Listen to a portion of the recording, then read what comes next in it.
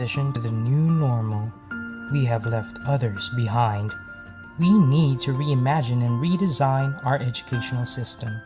With the collective effort of schools, sponsors, and TagPro's learning management system, and core of passionate teachers, we can deliver free education and champion the cause of our students.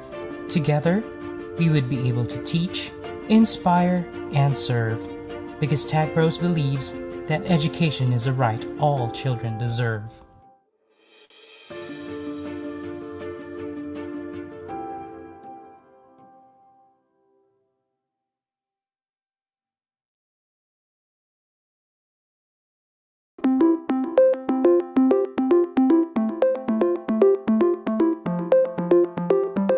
When the pandemic was officially announced and the whole country was in a lockdown, we were thinking, how are we going to end the school year? How can St. Peter's College of Armonk continue on with its mission to provide holistic quality education? I was really grasping for answers and talking to experts, consulting to parents and all. It was really a terrible moment. It also didn't help that the pandemic started in the middle of the academic year, and so we had to act fast. Others have suggested that maybe we can temporarily close our school for a while, but some of us have this kind of hope that we can just carry on. We want to bring our education in a different level, and we know that technology is the answer. By using virtual platforms, we were able to continue this year with a partnership with Globe through Brightspace. When we got to Brightspace, we were able to continue a consistent quality of education. And when that arrived, we were now able to have a stable class. We were able to submit activities freely and at our own pace. It has really helped our teachers in order to deliver their modules, their content to our students. The ease of sharing content, real-time assessment, and structured learning process in the system of Brightspace made the learning life of every member of our community exciting and better. Through Brightspace, we were able to see that yes, we can restore some semblance of normal life with the aid of technology. This pandemic brought a really huge change which pushed us to innovate. One of the best investments you can make is Brightspace for you to use to deliver your quality education to your students.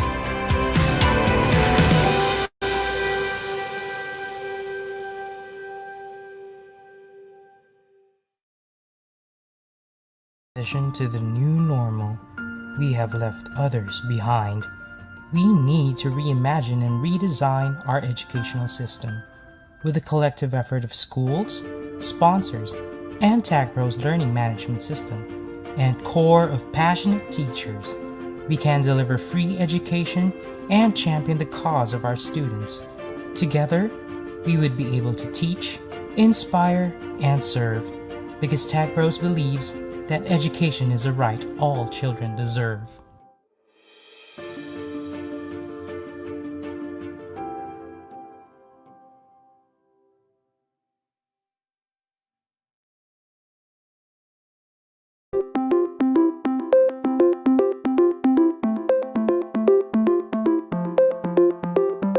When the pandemic was officially announced and the whole country was in a lockdown, we were thinking, how are we going to end the school year? How can St. Peter's College of Armonk continue on with its mission to provide holistic quality education? I was really grasping for answers and talking to experts, consulting to parents and all.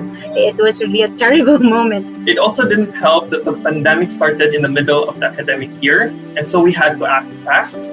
Others have suggested that maybe we can temporarily close our school for a while, but some of us have this kind of hope that we can just carry on. We want to bring our education in a different level, and we know that technology is the answer. By using virtual platforms, we were able to continue this year with a partnership with Globe through Brightspace. When we got to Brightspace, we were able to continue a consistent quality of education. And when that arrived, we were now able to have a stable class. We were able to submit activities freely and at our own pace. It has really helped our teachers in order to deliver their modules, their content to our students. The ease of sharing content, real-time assessment, and structured learning process in the system of Brightspace made the learning life of every member of our community exciting and better. Through Brightspace, we were able to see that yes, we can restore some semblance of normal life with the aid of technology. This pandemic brought a really huge change which pushed us to innovate. One of the best investments you can make is Brightspace for you to use to deliver your quality education to your students.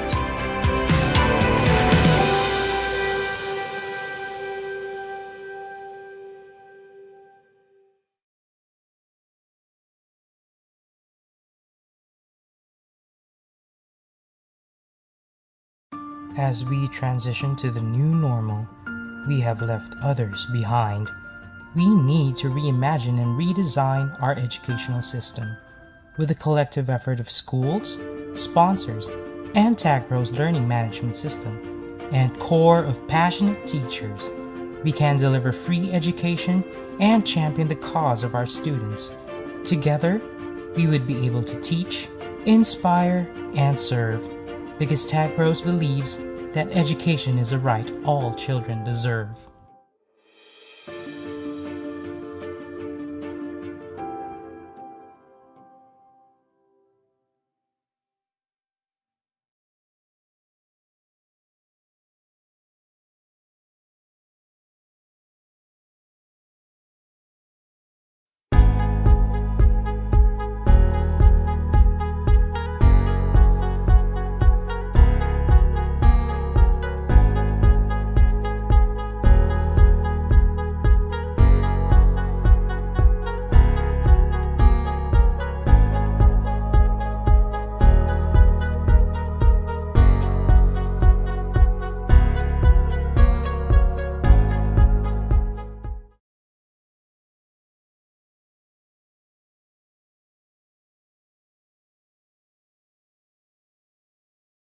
Good morning, everyone. I'm Jim Toscano, co-founder and chief program officer of TagPros Education, and welcome to Wellbeing for Teachers and Students in the Pandemic webinar series. This webinar series is presented by TagPros Children in partnership with TagPros Education, an up-and-coming online K-12 education marketplace where passion takes the lead in learning, and Globe Telecom, the country's leading telecommunications provider. This event is also made possible by the Department of Education, International Cooperations Office, Teachers Education Network, and next series of Xavier School Computer Education Department. All right, so we're at the last part of our webinar series for this month. And if you have noticed, we're starting so much earlier than the usual. We're not doing an afternoon session today, but instead we're doing a morning session. We're doing a morning session because we are having a special online forum to end and to of course close our August webinar series. We will be welcoming four distinguished members of our panel for today: Mr. Gino Luayon, Dr. Venus Alboruto, Mr. Mark Reid, and lastly our returning guest, Mrs. Jessica Demegillo. But before we proceed to the webinar workshop, a few reminders. As always, please practice responsible digital citizenship and refrain from sharing personal information in the comments section. And that includes your email and or your GCash account number. A week ago, after I announced this, in the comment box, we saw a GCash number immediately. You're not supposed to do that because we will be asking for your GCash account number in our evaluation form. Okay, so of course, when we will be having a very high engagement level in terms of communicating, in terms of sharing our thoughts and insights with our panel, with everyone in the live panel today. And of course, all of your comments will be read by everyone who's online right now, or even those who will be watching this online forum after the live session. So that means that whatever you'll post, whatever comment you will be sharing to us will stay forever in this live webinar session. So with that in mind, may we remind you to practice respect, practice courtesy in sharing your thoughts. Again, we remind you that it's okay if you don't, if you disagree with the thoughts, my thoughts, the thoughts of the panelists. It's okay because this is a dialogue, this is a discussion. But again, we have to do that in a very respectful manner, using our own languages or using the text that we are typing. We welcome discussion, but we don't tolerate, bullying online, harsh or rude words or things like that. Okay. Another reminder also, yes, this month of August we have a surge. We have actually an increase in participation from our audience. So that means that we are really working hard behind the scene in sending your digital certificates. So may we remind our participants that you will not immediately get your certificate once you answer them, because we are processing them by batch. So after answering the evaluation form here at Tag Pros, you will have to wait, hopefully not a week, to receive your digital certificate. All right. May I repeat that again? May I repeat that? You will have to answer the evaluation form, but because of the high number of digital certificates that we are processing, we can just send. We are limited with the number of digital certificates that we can send every day. So that means that we will have to process all the digital certificates by batch. So please extend your patience. We ask for your patience in waiting for your digital certificates. You will receive them. Don't worry. But of course, same message, same call. Practice more patience. Show more patience. You can email us if you need it immediately. But the big idea is we will be processing everything by batch, right? Another thing, after watching the live webinar session, you will be given 1 whole week to answer the evaluation form. That means that after 1 week, we close the evaluation form.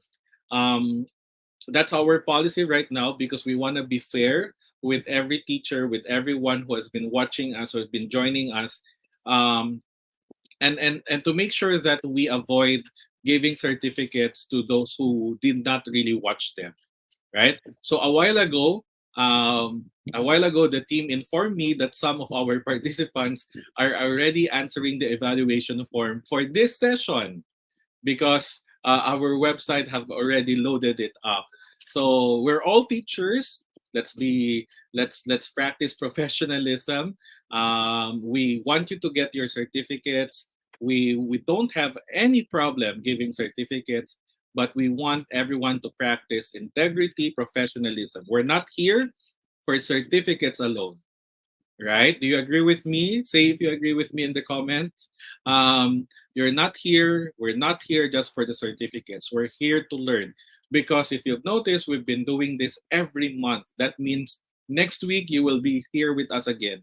And that means that if you have joined us since May or June, you have already gotten more than 20 certificates from us, right? So there, don't worry about your certificates, but we ask you to practice more patience and more professionalism also. So for our live session today, the evaluation form closes or opens at the end of the session and closes after a week, right? Or before Saturday next week. Okay, so I think we're all good with the reminders. We always make that housekeeping reminders to make sure that we remind each other of the things that are expected of us, especially because we are live, broadcasted live right now. So I think we are now on the most awaited part, one of the most awaited part of the online sessions that we have, I'm now ready to announce the winners. 5 lucky winners for this webinar. Well, for last week's webinar workshop um, with Dr. Pitagan. And of course, may I ask the team to show the 5 winners. Okay, congratulations to the following, to the 5 lucky winners from session 11, that's August 21, 2021. Heidi Pinza, Eileen L. Omadto, Alma Etela G. Garcia, Marlin R. Tanyo, Rica V. Alcantara. I'm sorry if I mispronounce your words, your names. Please look at the screen right now, and if you see your name, congratulations. If you see your friends or colleagues' name, please tell them if they're not here that they have won the raffle draw, and they will be receiving an email from us next week for confirmation and verification. Each of our lucky winners will be receiving 500 GCash credit, of course, courtesy of one of our partners, Globe Telecom, the country's leading telecommunications provider. And we wish we send our gratitude and love to Globe. They've been supporting TagPros ever since we started, and they have been giving out GCash credits to all of our winners. Speaking of GCash winners, we still have winners from July and earlier this August who have not replied to our emails. So please check your email. If you're a winner, if you were part of the different batches of winners, please read your email, because we have sent verification email.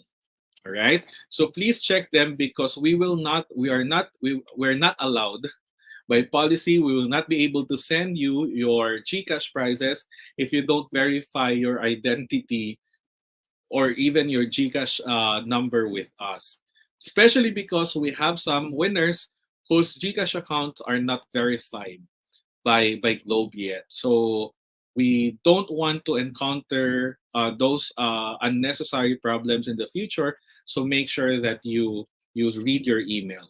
Okay. So congratulations to our winners for for last week's webinar series. All right. So of course, this week, this session, we'll be drawing 5 lucky winners also. So how do you join? Watch the webinar workshop live right now, or you can be part of Team Replay, and you have 1 week to watch and complete the evaluation form on our newly updated website at tagpros.org. So please visit our newly updated website, www.tagpros.org.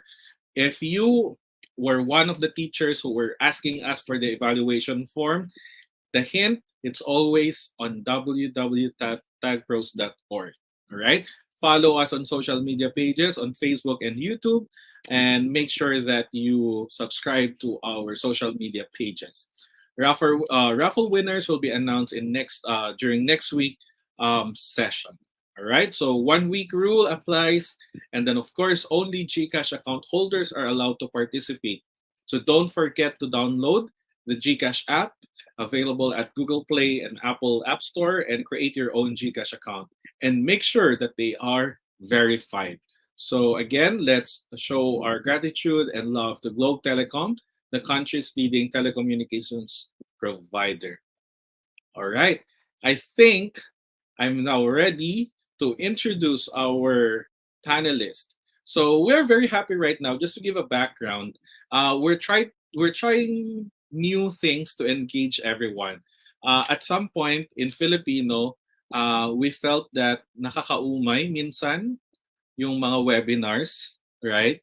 I'm pretty sure you have attended a lot of webinar session. It's in-service training right now for a lot of schools, especially because for the public school sector, you're about to start the school year in the coming September 13th. And a lot of you are going in service training right now. So most of the time, we feel like baka naumay na mga teachers natin, right? So what we're going to do every end of the month is actually to end the series, the monthly series, with hopefully an engaging panel, online forum discussion, where our guests are not anymore simply talking about their expertise. They're actually engaging our dear participants, and each other in clarifying, in sharing their thoughts about certain challenges, certain issues that we have right now. So that's what we're going to do for today. And if you have noticed, we shifted our time schedule because we're very much excited because we have a very special guest, coming all the way from Canada. So we're happy to have him here. So it's my pleasure to introduce to you the guest panelists we have for today. Let me start with Mr. Gino Luayon. And Mr. Gino Luayon, I think you have to join me in congratulating Mr. Gino Luayon. Gino is well, you know him, you've heard his name because I've been announcing that he is actually the network manager of Teacher Education Network Philippines. So it's an organization, it's a professional learning network of teachers in the Philippines that Gino leads and manages. But more importantly, let's congratulate Gino because recently he has been well, he has now a new post he is now called head of high school at the Everest School of Manila. And of course, he messaged me, it's the same responsibility, but we're very much happy that he has a new post and he is here with us. So welcome to the online panel, Gino. Good morning, everyone. Those watching. Thank you, Jim, for this opportunity. All right. So welcome to the panel, Gino. Let's move on to our second speaker. Our second speaker is coming all the way from Surigao City. She is Dr. Venus Alboruto. She is the Education Program Supervisor. I know that she's also fresh on her designation, maybe a year or maybe more than a year. Dr. Venus, correct me if I'm Less wrong. than a year po. Less than a year, she's also new. So during the pandemic, the onset of the pandemic, she was promoted to be an education program supervisor at DepEd Surigao City. But before that, I've known her. She's a Global Teacher Prize finalist for 2019. She's an expert in science education, especially in high school. And she will be here to give us perspective on thriving, on what it means to thrive, especially with our dear public school sector. Right. So welcome to the panel, Dr. Venus. Good morning, everyone. Thank you, Sir Jim, for counting me in today's session. All right. So moving on to the third one, coming all the way from Vancouver, Canada, Mr. Mark Reid is a district resource teacher who specializes or focuses on career education support at the Vancouver district. So Mark Reid is also a music teacher. That's his core expertise. And because of his amazing work in music education, and of course with pedagogical relationship or relationship pedagogy. I think that's correct, right, Mark? He has been also elevated to the ranks of the Global Teacher Prize finalist. He belongs to the first batch, actually, of the Global Teacher Prize finalist in 2015. So welcome to the online panel, Mark. Thank you. Magandang umaga sa Vancouver. I appreciate being able to join you here from Vancouver, Jim, and it's good to see you, Venus, as well. All right. So hopefully Mark will share to us why he knows how to speak Filipino later on as he shares about as we go on during the discussion. All right. Thank you, Mark. And of course, last but not the least, returning, she is back by popular demand. She is a returning guest, especially because during her session, we had a very wonderful discussion. Let's all welcome Mrs. Jessica Demegillo, Chairperson of the Computer Education Department at Xavier School San Juan. And she also She also leads the Next Series program, who is also helping us to join or to reach more teachers into joining our weekly online session. So Jessica is here. She and for the record, Jessica holds the most engaged episode in TagPro's history. We're very new to this online thing at TagPros, but during the session of Jessica, that's when our participants were all throwing a lot of questions. The engagement level was so high. We did not want to end our online session because there were so many questions and so many thoughts coming in. So welcome back, Jessica. Thanks, Jim. Thanks for inviting me. Hi, everyone. Good morning. All right. So good morning to our panel, our distinguished panelists, and of course, they are here with us to join us and to understand more about what it means to thrive together. This August webinar series, just a recap. The first Saturday for August, um, we talk about well-being for teachers. We talk about well-being for students. Specifically, we talk about what it means to feel okay, and if it's okay not to feel okay. So we had a life coach, Christine De Leon Alcala, who shared to us what it means to be okay, and if it's okay not to be okay as teachers also. During our second Saturday, Jessica came in. We were supposed to talk about digital citizenship for students, but apparently we all have concerns with ourselves as teachers being models of digital citizenship. So it kind of swayed away from the discussion, but we were all very happy because it was so interactive. We talked about maintaining integrity among the ranks of teachers, among the community of teachers, whether in our school or even outside. So that was a very good discussion, by the way. And then last week, we had Dr. Pitagan coming in and teaching us or talking about agency, grit, and resilience. So a lot of discussion out there. And we want to end the August series with the idea of what it means to thrive together. Um, a lot of private schools have started their school year at this month or on this month. Next month, it's the public school's turn to open and welcome, of course, the kids through distance education. But the big idea here is for the past year and a half, our lives were changed fundamentally due to the pandemic, and no aspect of it was spared, including education, including relationship building, including the whole community building aspect of schooling. We were faced with the daunting challenge of how to continue education in the face of the pandemic. Some of us were able to fare well. During the last sessions, we recognized that some students and teachers actually thrive, quote and unquote, in online learning, in distance education because of agency, high level of agency and control on their level. But of course, not all of us. We also have our own colleagues, teachers, even our students who have struggled and continue to struggle until now. So together with our panelists, we will be discussing how we can help our school communities thrive during these trying times or even aim to thrive. I think we want to clarify that our goal is simply not to thrive, right? It's not, it's not you sleep today and say that you want to thrive tomorrow. We're clarifying that it will not happen overnight. So hopefully we get that message later on.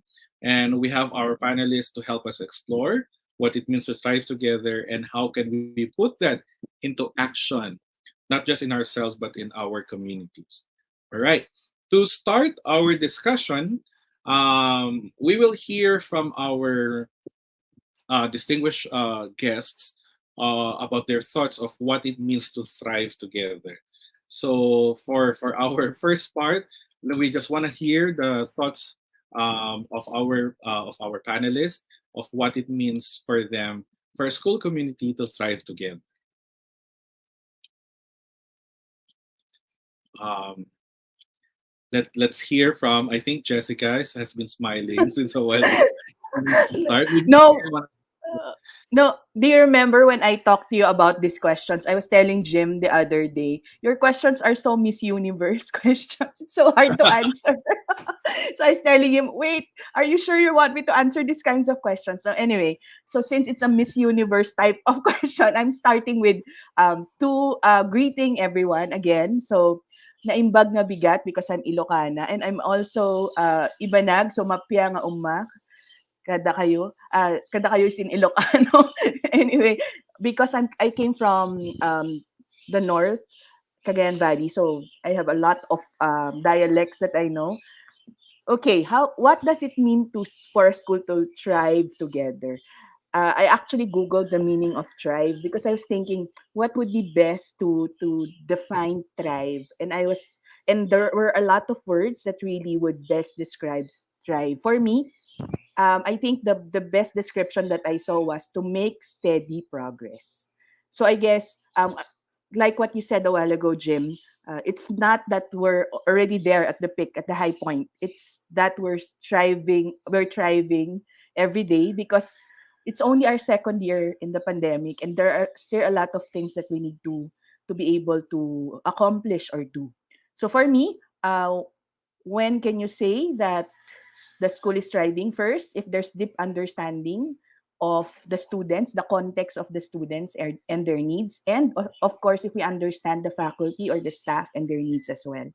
Second, if there's continued commitment to high quality teaching and of course education in general, and if there's student-centered learning. I know it's difficult now because we're all online. Can you imagine how to do student-centered learning online? So the challenge is always there. So therefore, for me to do that, there should be technology use and innovation to make sure that the school is thriving. There. Thank you. I can follow up, Jim. Good morning, everyone. Good morning to those who are watching and those who are commenting. We would like to hear your thoughts as well. Thank you for that Miss Universe question. Actually, you should have started with, that's a very good question. You could have started with that, right? Okay. So for me, thriving means to be a collective, no? To collectively grow and support each other. The pandemic, you notice what this pandemic is doing. It's dividing us. All you have to do is look at social media and you see people having their own opinions, having their own ideas about this on how to improve and how to solve the problems of the world. No? And it's this is really dividing us. And in the school, it can also be very divisive. No? So thriving for me means to be united, to be a collective, to be concerned, no, for the welfare of your colleagues, and taking time to check on the other person. No? When one is struggling, when one has challenges, we help that person because we cannot thrive when one or two members of our community has some challenges and difficulties, or has a difficulty to function, no, in the school. No? So we really have to make sure that these members of the community are supported and are guided, and it takes, of course, from school leaders, no, the responsibility, not just the school leaders, but for everyone to see this, that we have to be united. As the saying goes, united we stand, divided we fall. Thank you. Thanks, Gino, and thanks, Jessica. Let's hear from Mark or Venus. Ako muna, Sir Jim, siguro. Dahil baka mag-nosebleed na ako pag si Sir Mark ang nauna. Okay? Marajaw Karajaw na adlaw sa Idyo Tanan. That's from Surigao. Marajaw Karajaw na adlaw.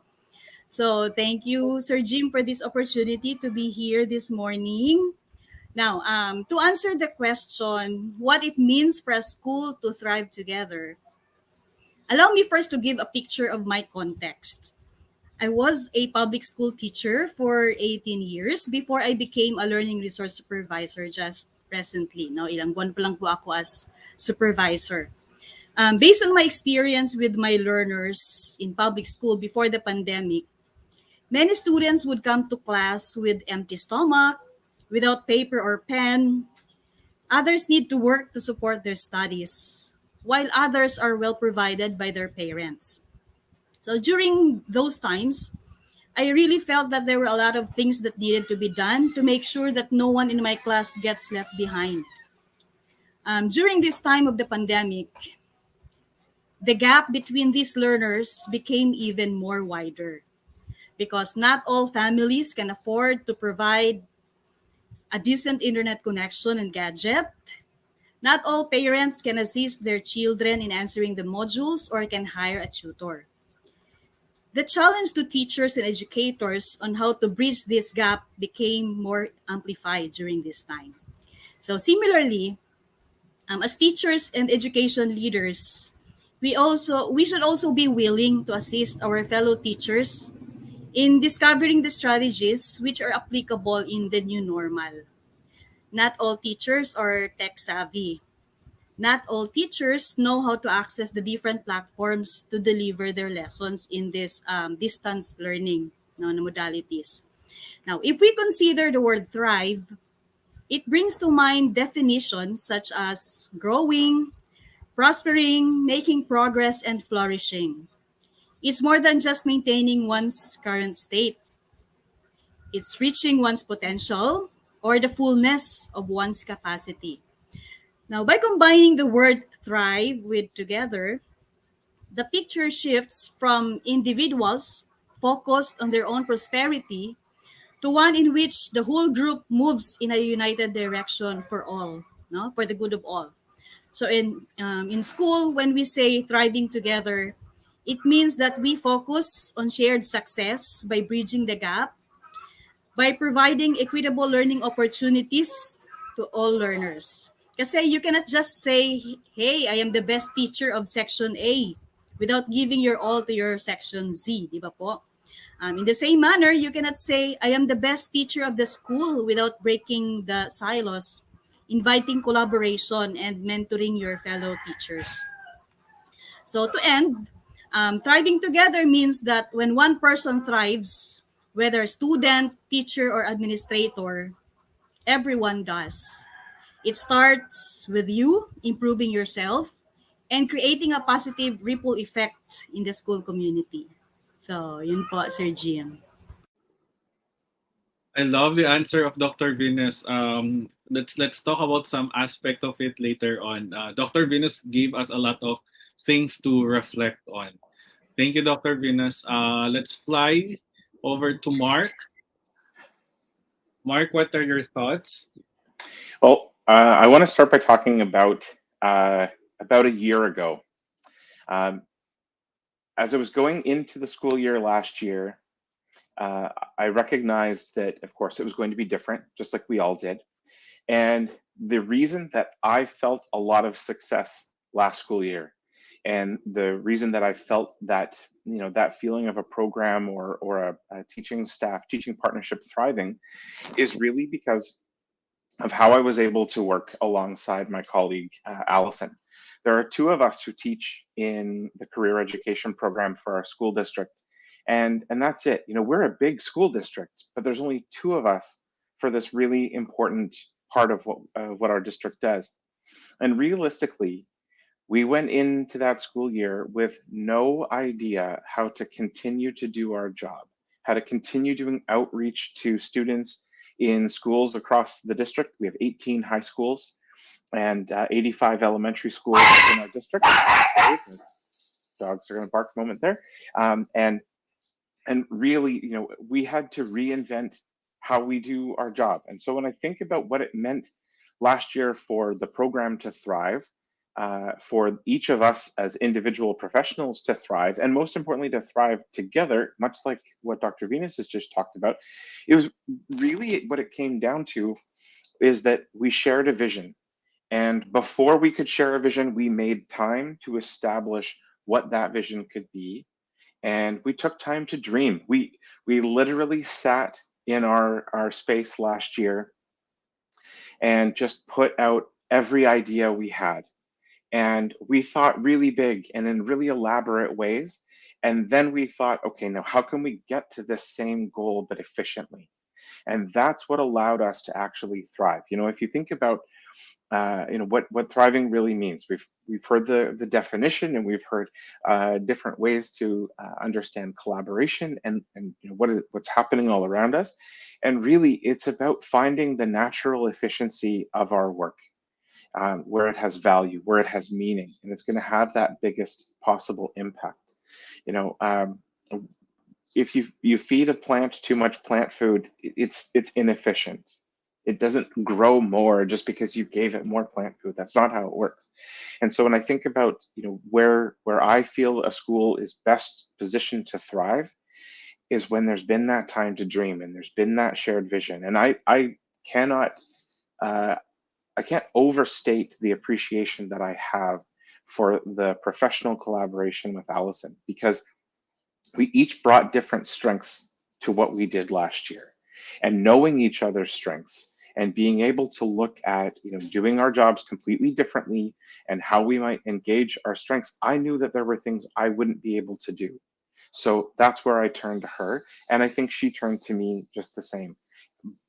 Everything boils down to this idea of really having a clearly shared vision. And I think about, and I find this more in the Philippines than in Canada, the same way that we document everything that we do as teachers, everything that we do. Why aren't we documenting our own vision?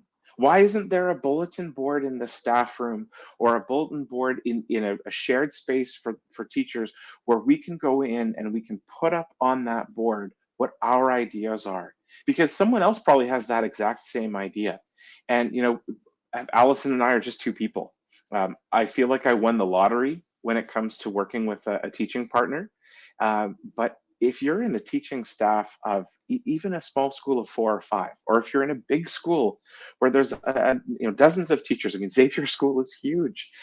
Is there that space in the school where everyone can contribute that idea? That's where you're going to find a school community is ready to thrive, once everyone has a voice in that shared vision. Thanks, Mark. A while ago, I laughed at because I remembered something. Mark and I were sort of discussing, for the information of everyone, Mark has been in the Philippines so many times already. So he has collaborated with, specifically with DepEd Bicol. He's been in collaboration with our friends Ryan Homan, and they've been working on literacy programs early on, even before the pandemic. And Mark knows a little bit, of course, or has a perspective of the challenges of the Philippine education. And we were sort of discussing, our teachers are so good in documenting all their work. You have your portfolio and everything. One of the questions that we had was, are all of this, and I laughed because two Saturdays ago, Jessica and I had this recurring question of how do you protect your own, work, sort of work as a teacher, because other teachers might be copying it.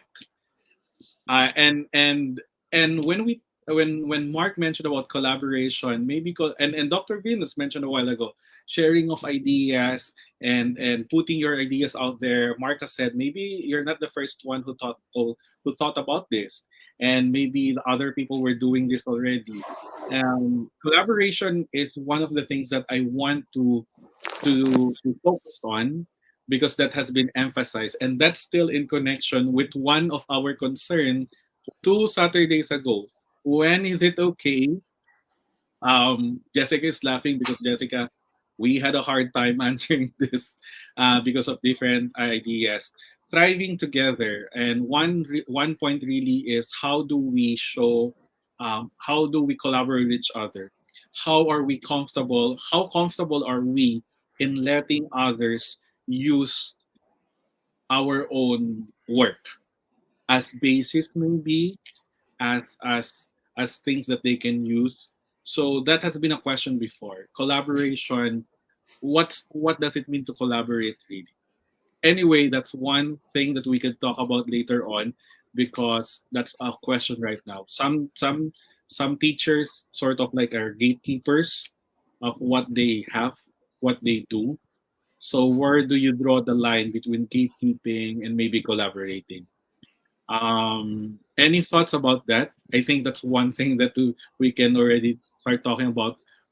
What's the fine line between, maintaining your own stuff, but at the same time opening yourself up with collaborating? Because that's part of thriving together. The idea of sharing vision. Mark mentioned about a while ago, sharing vision, sharing your idea. So how far can we go with that idea of collaboration? Okay. Is- thank you for that question. Okay, I will always refer to, because of Jessica, I will always refer to Miss Universe. You started it. Okay. So by the way, Venus already gets the crown, huh? Venus, you get the crown because of your fantastic answer to thriving. Okay. Collaboration is a 21st century reality. We look at what we're doing right now. I mean, someone is in Vancouver, someone is in Surigao, someone is in Antipolo, and someone is in Cavite, and we're actually sharing ideas. I think one important component is respect for one another, and recognizing that if it's not your original idea, attribution. No, you just must recognize that you got this from somewhere. The moment you start declaring that I was sleeping one night and then I woke up and it came to me and this is my original idea, it changes the focus on the solution to the self.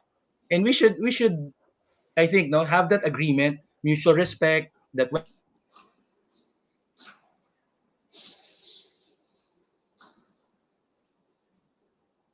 Gino, we sort of sorry, Gino. I We muted sort of myself. Yes. Okay. Sorry. I was cleaning my out of habit. I was cleaning my mouse and then my trackpad and then I clicked it. Sorry. So we have to recognize where our ideas are from, and we have to also we know this from research, no, to cite your sources, and that's actually respecting the originator. Now, if it's a collective that you came up with this idea, we must also say that we learn this idea from a discussion. So on Tuesday, when I go back to my school, I will say, "Oh, I had a discussion with this group, and then I learned this from one teacher, okay, who shared." It's just respect and attribution, or citing your source. Thank you. All right. Thank you, Gino. I think that's one thing that we want to emphasize. But collaboration really is a key right now. Thriving together, the idea there is together. And at some point, one way or another, we have to bring something on the table. You cannot just be there and wait for ideas from other people. And Mark, I just want to go back to you. Can you talk more about what it means to put your ideas together, like your idea of sharing vision, your idea of sharing your thoughts? Um how how should teachers do that, like how the level of comfortability in doing that? Because in a way, Mhm. some teachers might be too scared, some teachers might be very protective, because in the end, it's their idea. How do we navigate those tension? Yeah, so I find all this really interesting because, you know, thinking about last year, uh, I mean, Allison and I didn't have a normal circumstance. We were working in our like at a school for the first 2.5 months, and then we worked from home for the rest of the year. So what does it take for that collaboration to work? What does it take for that vision to actually come together? Three things. And this, I learned this from a good friend and colleague in the Netherlands, Jelmer Evers. And he said very clearly, there's three things required for all teachers to be effective in their work, alone or together: tools, time, and trust. There is no shortage of tools available to us, whether it's technology or whether it's our own individual skills. It's the learning resources that are provided to us in our school by DepEd as a region, by people in a role like Venus, um, even from the central office. But those things aren't enough on their own. What has to come along with that is the time to understand how those tools might work. And of course, most importantly, in terms of establishing the vision, has there been any time to dream, to really think big? I imagine, in the daily routine of your school, whether it's a private school or it's a DepEd school, you have routines. But is anywhere built into that routine any kind of time for teachers to collaborate? If you're in a teacher leader position, you're a school head or a principal, you're in a district position, have you actually looked to see what's going on in the schools? Is there even a 10-minute or a 5-minute at the absolute minimum? Is there a 5-minute period of time for people to come together? Now, again, last year, Allison and I working from home, we had to find ways to make that time with each other, not necessarily just for each other, but with, so that if I had an idea, I'm writing it down. I'm keeping those notes, and then we would schedule actual meetings just for the two of us. I could make a quick phone call, sure, but if we designated time, we elevated that time to be just for the two of us to talk about our dreams, to talk about that vision, then it could continue to shape itself over the year. And I don't think it was like there was one vision and that was it. It's now in play and we just go for it. That vision's going to evolve. We normally in our work go out and do school presentations, and we couldn't do that. There aren't going to be school assemblies, and we're trying to stay out of going into other school communities. So we came up with a video package that could go out. And the very first idea, compared to what it looked like when it was done, they're different. They're not the same. And that's because we were able to keep up that conversation, making the time to reflect, so that the vision evolved with the project. So those are the first two things, tools and time. And I think that our example is a good one. It was effective in what we did. We were able to maintain the enrollment numbers against all odds. And I feel like that is a key indicator for us of where our success lies. But the third thing, and if you are in a leadership position in your school or in your district, in your region, wherever you are, the number one thing that teachers need to be successful is trust. Tools, time, and trust. Those first two things do not matter unless there's trust. So if you're imagining how you might reshape the start of your school year, we're going to go back to school on September the 7th. We spend time, as a normal situation for us, we spend time on that first day as a staff coming together. What are we going to do? What are our goals? Establishing all of those things. But if there isn't a sentiment or a feeling of trust right at the very beginning, that time, it won't matter. It really won't matter. And one of the most important things I think any school administrator can do in those times is to get out of the way. And this isn't a slight or any comment on school administration, but yes, it is your job to lead the school, but sometimes you can lead from the back of the room. We all as teachers have seen those moments where we stand at the back and let the students help each other. That's what, where that magic comes from. The same way as a school leader, get out of the way and let teachers support one another and let their ideas actually flow. I always worry that the trust message can be very easily turned into astroturf instead of grassroots, right? I'm going to say that I'm trusting everyone and just roll out the green carpet and we're all set. That's not authentic. It's not meaningful.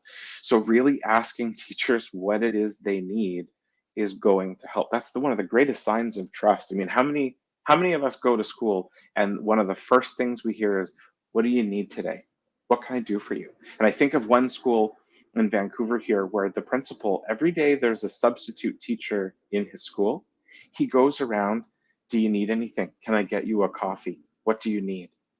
Those kinds of gestures and questions, we're not used to those. And yet there's something that is so special about them because of the way that they exhibit really meaningful, authentic trust. Tools, time, and trust, it's the only way. Mark, wonderful answer. I think maybe let's give the crown in keeping with our gag right now. To mark it. But I love the tools, time and trust, and shout out to Yelmer for sharing that. That's a lovely. I think that's a very important message. Tools, time, and trust, and we can talk more about it, especially with the idea of trust right now. Let's go back to that later on because there's something that is related also here in terms of trust, in terms of tools and time. The idea of striving together also involves, like what Mark has mentioned, the fact that you need to ask people, right? The mere idea of asking people what they need, or maybe in terms of the context of our of the other stakeholders like parents of and students asking what they need. Um, what comes into my mind is the idea of context. Like to thrive together is to understand, it's to trust, to have trust, but at the same time understand the importance of understanding context. And I wanna direct this question to Jessica maybe and Venus in terms of the importance. How important is context in terms of making sure that we move together, that no one gets left behind, especially with Mark's idea of asking what people need, right, at this time around.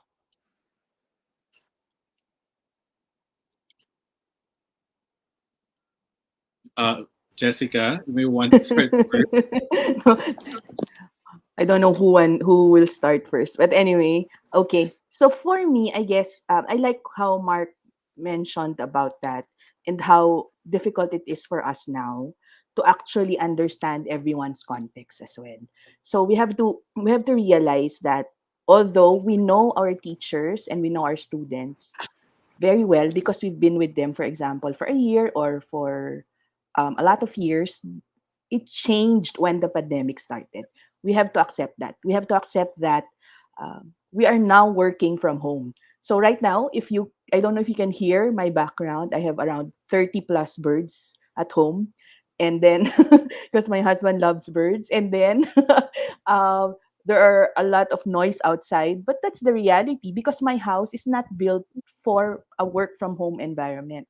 And there are a lot of things that we have to take into consideration when we talk about our teachers and our students. So my context has definitely changed last year, and it will, I know, definitely change again this year and next year.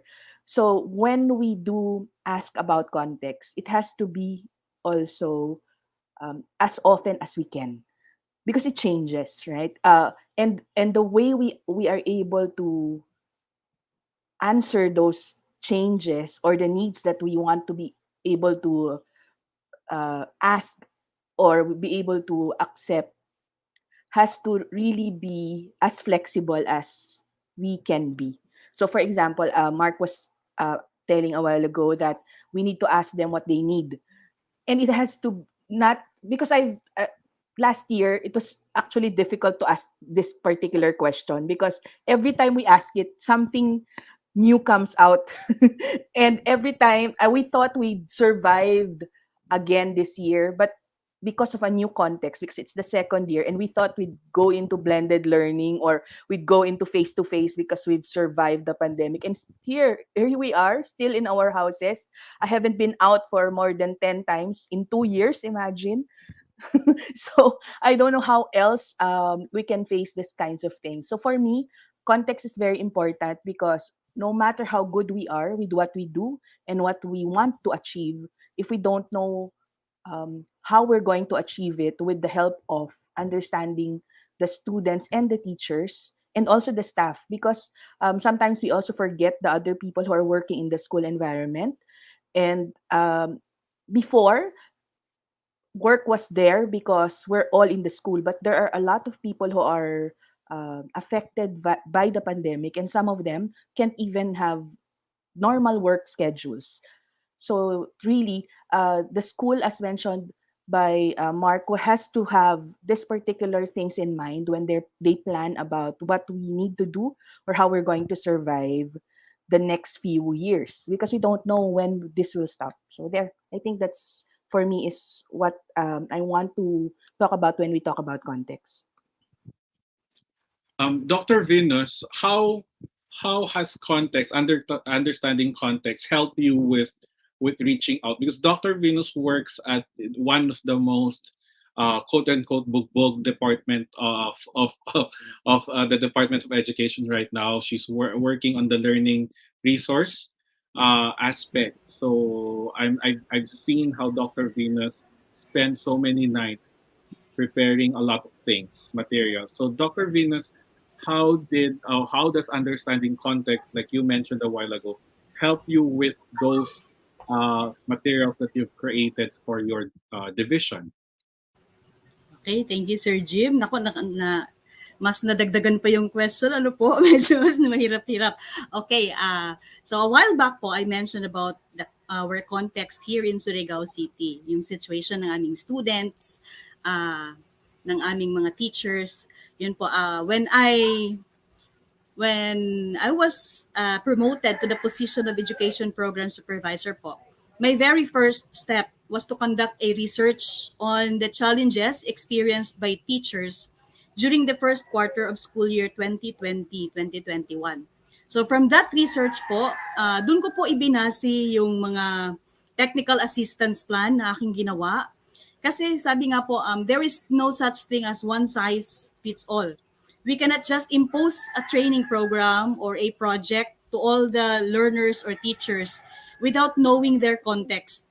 So kaya po kailangan na maintindihan natin ano po yung experiences talaga ng nasa field, because from then, only then can we craft a more efficient, a more effective intervention programs for our teachers and for our learners. So, kaya po lahat po ng aming ginagawa sa aming Learning Resource Management section, dun ko po ibinabase sa aking research. Yun po yung aking basihan in crafting the possible mga programs po. Yun po.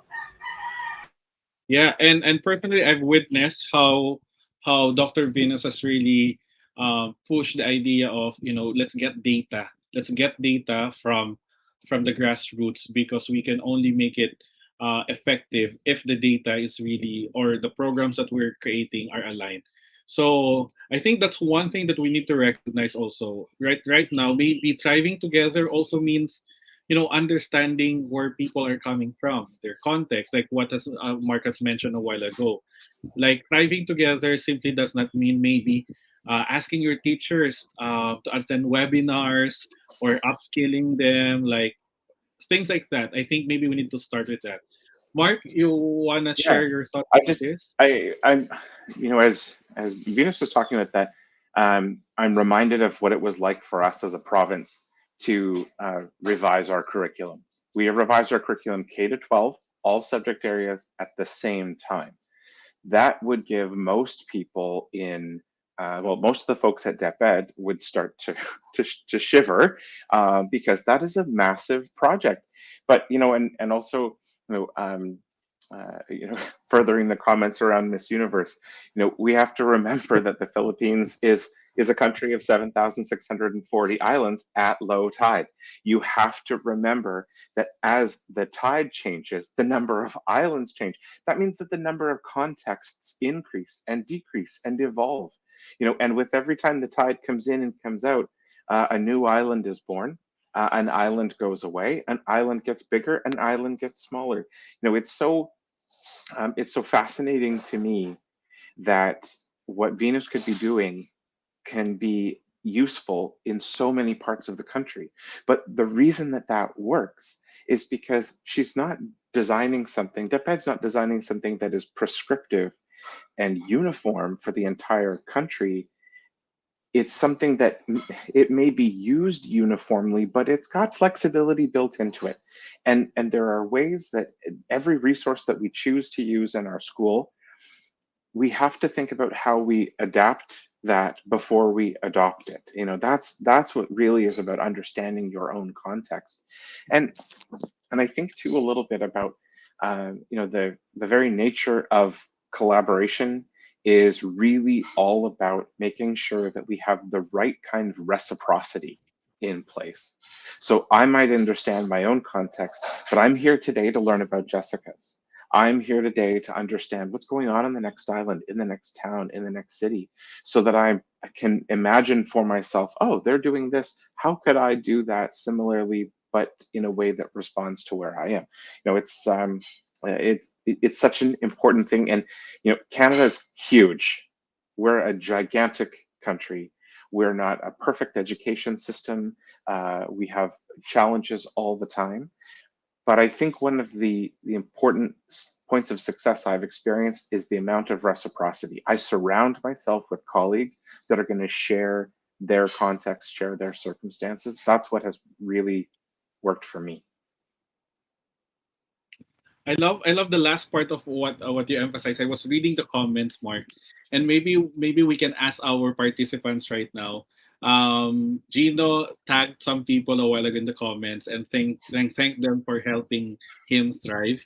And Mark mentioned about surrounding yourself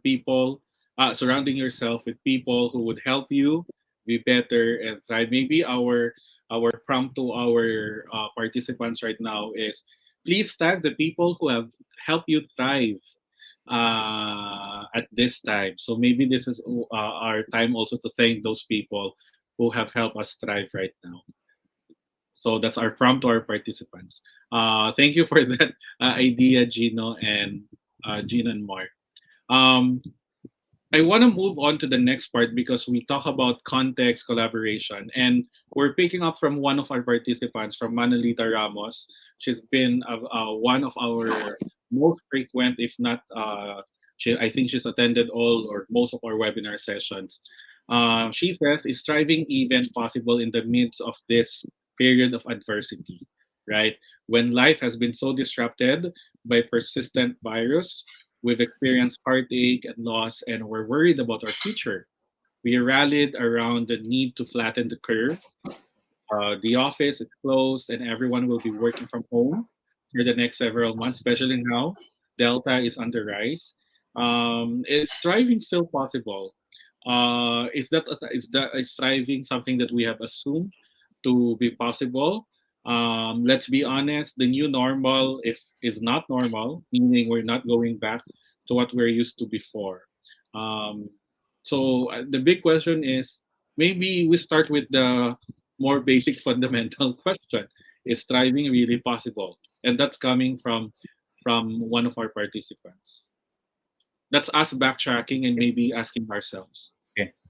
Can I So can what? I quickly first Yeah. affirm Manolita, because you said Manolita is your frequent traveler, no, frequent visitor of frequent participant. So Manolita, I'm affirming you. Thank you very much. That alone is already a recognition that you can thrive.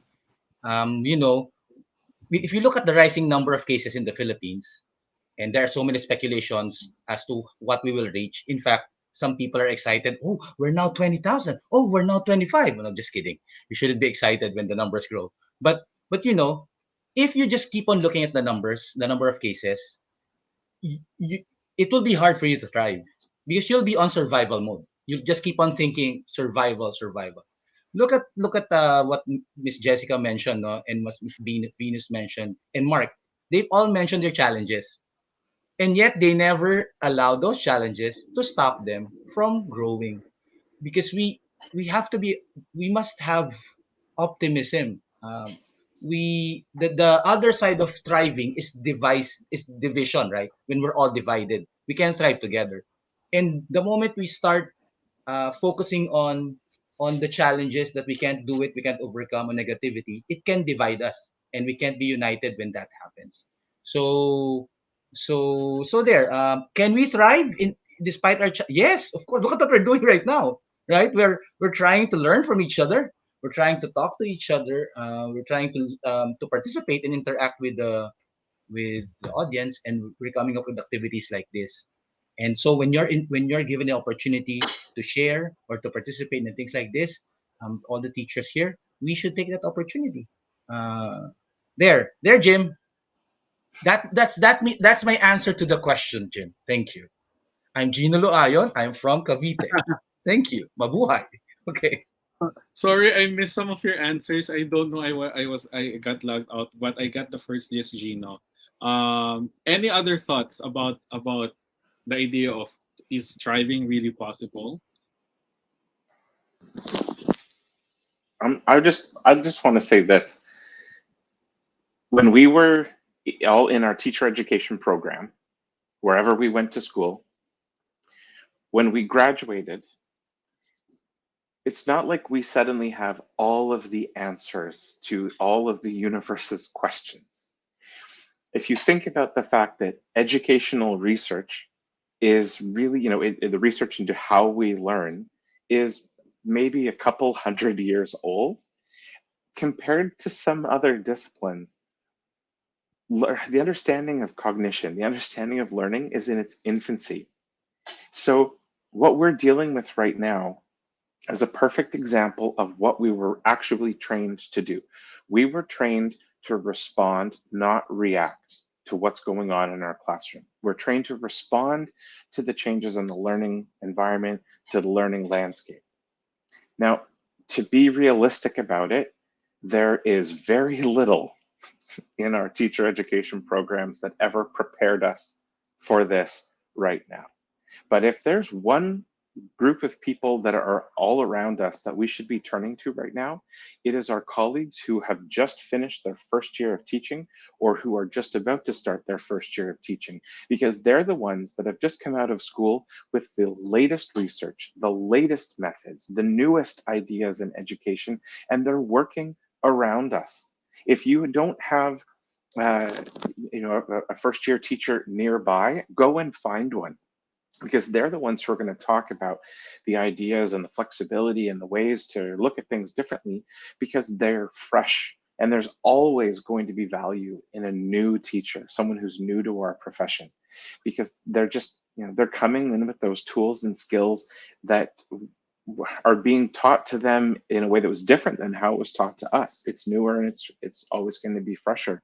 But we have to always remember, we were never sent out into the world to save the day and solve every problem. There's no superhero cape at the end of our education training. What there is a tool belt. What there is a powerful mind that we all have to go out and respond to what's around us. That is the biggest challenge I think that we've all faced, is we're being tested. There is no exam that we ever wrote in university that is anything like what we're doing right now. And the fact that we get up every day and go back into school is proof that we have passed that exam. And it is pass fail. There's no grades. It's just pass fail. And every day we go back into school is another day we pass.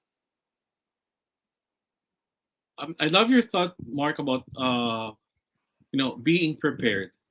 I think that's one thing that maybe we need to bring back for all our teachers, even for our future teachers. Mark, I think that's a very good critique. Also, I'm reading that as a critique right now into how we are preparing our future teachers, or even seeing ourselves as educators. Maybe also the pandemic is an example of how we have to be gently nudge. It's no gentle. It's not a gentle nudge, but maybe the pandemic is also a reminder for us to really go back to ourselves as educators, when we need to remind ourselves that we need to be ready to learn new things, because I'm pretty sure it's because we have been doing things over and over again in the same manner that we have been taught, or maybe that we have learned about them. So for me, I don't know what the others would think about Mark, but I love that kind of critique to power, or maybe even a recommendation, suggestion, how we should see ourselves as educators. Also, we need to be ready all the time for this, and certain level of openness. Yeah. So yeah, thank you for that, Mark. Jim, Yes, can Jessica. can I just add something to what Mark mentioned? I like the idea of new teachers being the center of attention as well. Just a little context, because we all know in the Philippines, seniority is very up there. Sometimes, right? When you go into our culture tells you that pag mas matanda sa'yo, yan yung mas magaling, yan yung siya lang yung dapat pakinggan, or things like that. I like that we are now trying to open our doors to the younger ones, to the ones who are really were trained during this particular context, because we have to accept that the new grads are almost on the same generation as our students right now. So that makes it easier for them to actually relate to our students and easier for them to adapt to whatever type of learning and learning experience our students are actually experiencing. So this is a very, very nice way of saying uh, to our teachers, those who have been there for such a long time, to also open their hearts to the young ones who can give you a lot of suggestions, a lot of techniques, a lot of things that will help you survive at this particular time. I remember when I was new in my school, in the school that I'm currently it was really Jessica, difficult, di ba? Jessica's celebrating here 25th year. I'm just kidding. That's correct. I'm on my Correct. 25th year. Yes. So can you imagine when I was only 20 when I entered teaching, and my students were 17 years old. So for me, I think that's the advantage of having a short a little age gap, which enabled me to be more relatable to my students. And I guess now that we're in the pandemic, we're all into online distance learning.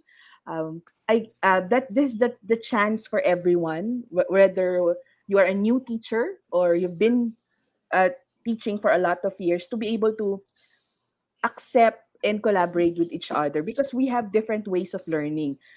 Before, I'm a computer teacher, but I learned how to use the computer by just looking at the computer and not touching it. Can you imagine that? Before, do you remember, Jim? How we were taught how to use a computer with Because just we don't have this, computers. without an actual computer. So really, everything changes, and I'm just happy that Mark was able to mention that, because in the Philippine context, it's a good way to to start collaborating there. Thank you.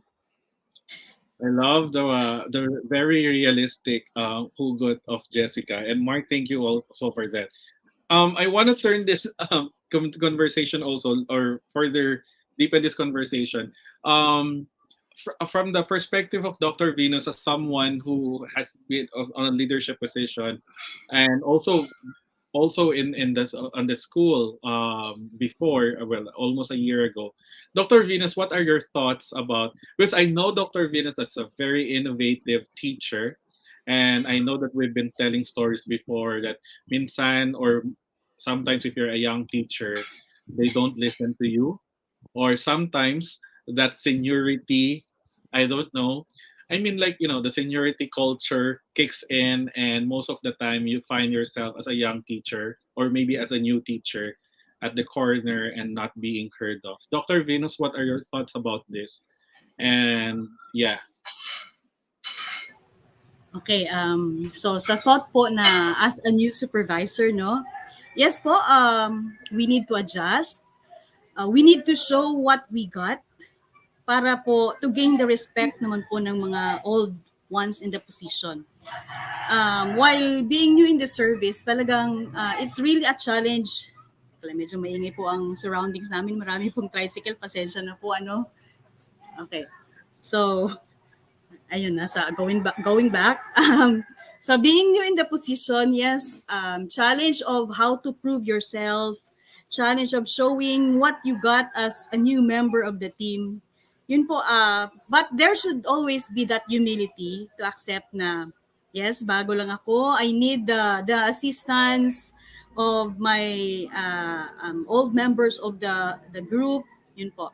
Pero we should not always be intimidated, no? Kahit yang pa lang po, we should not be scared to share what we got.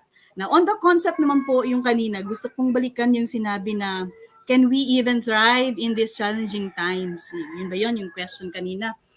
Personally, no, based on my personal experience, I have been through a lot of mga challenges in my life as a teacher. When I lost my child 3 years ago, I thought talagang It's the end of my career, the end of my motivation to work. Yun talagang, kumbaga parang binagsakan ako ng langit at lupa. This pandemic is not the only struggle that I have gone through. Maraming challenges na nadaanan in my life.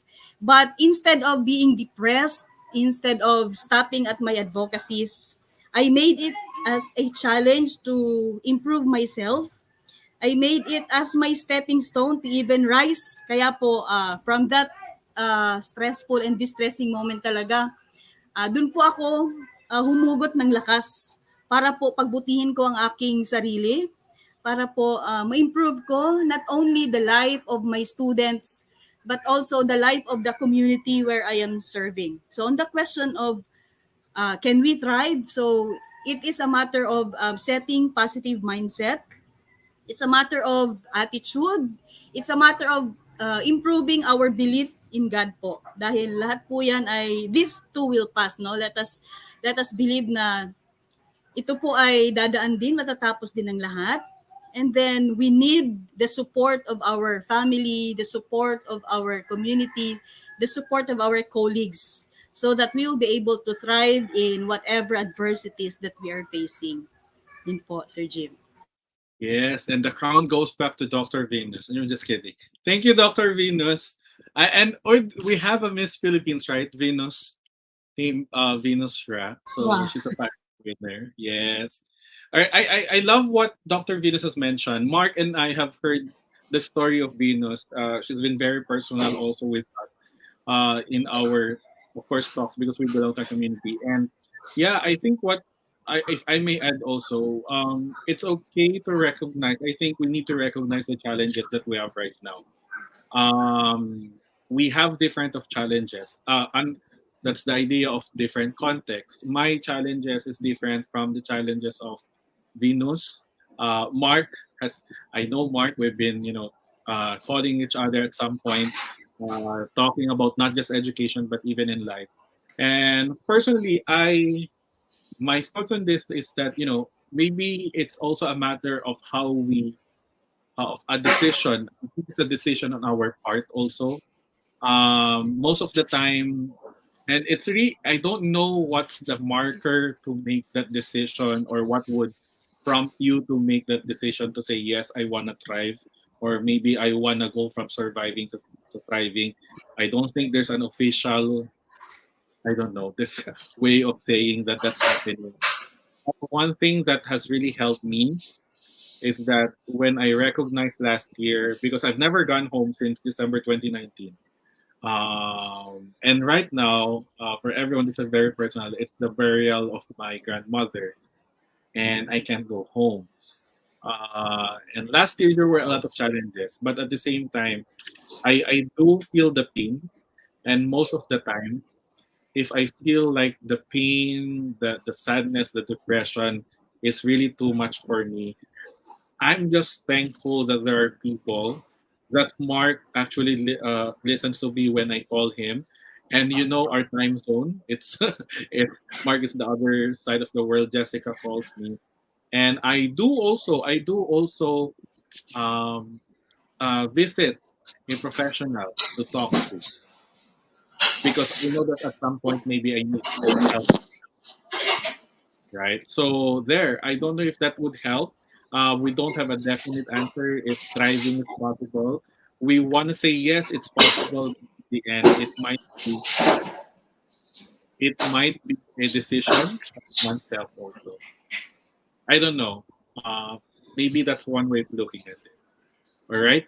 On to the lighter thoughts. We have prepared some questions here, and I want to go back to my first question to our panel supposed to be, what has been your personal success? Let's talk about success for now, because we're talking about thriving, and yes, we can thrive. What have been your personal success, or stories of how you were able to see, how you were able to help in terms of well-being, students, or well-being students and teachers, discoveries maybe.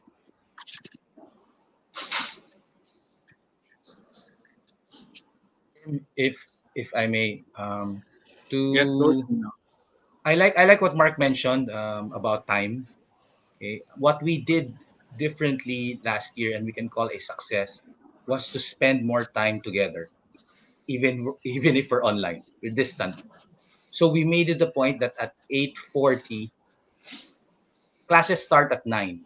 At 8:40, the faculty goes to our multipurpose online room just to check on each other.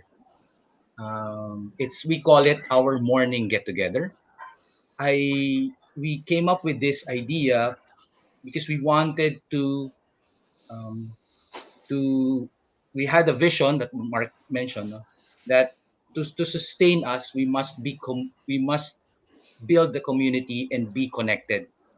The distance can be can the negative effect of distance, okay, uh, can be mitigated by community and connectedness. So we would share stories, we would have breakout rooms, we would have games. I would do pizza raffles on Fridays. Okay. Yeah, we would have and we're looking forward to it. And then I asked the school, and once again, the support of the school. I want to build the community. Can I ask for a budget for this? We call it fellowship. No? So morning get together fellowship. And one of the participants commented also, we also spend time in prayer because it's Everest Academy. It's a Catholic school. So we spend time together, 20 minutes every morning.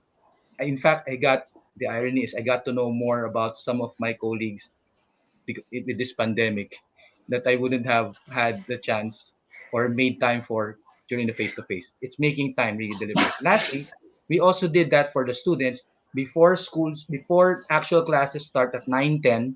They would have a 10-minute check-in.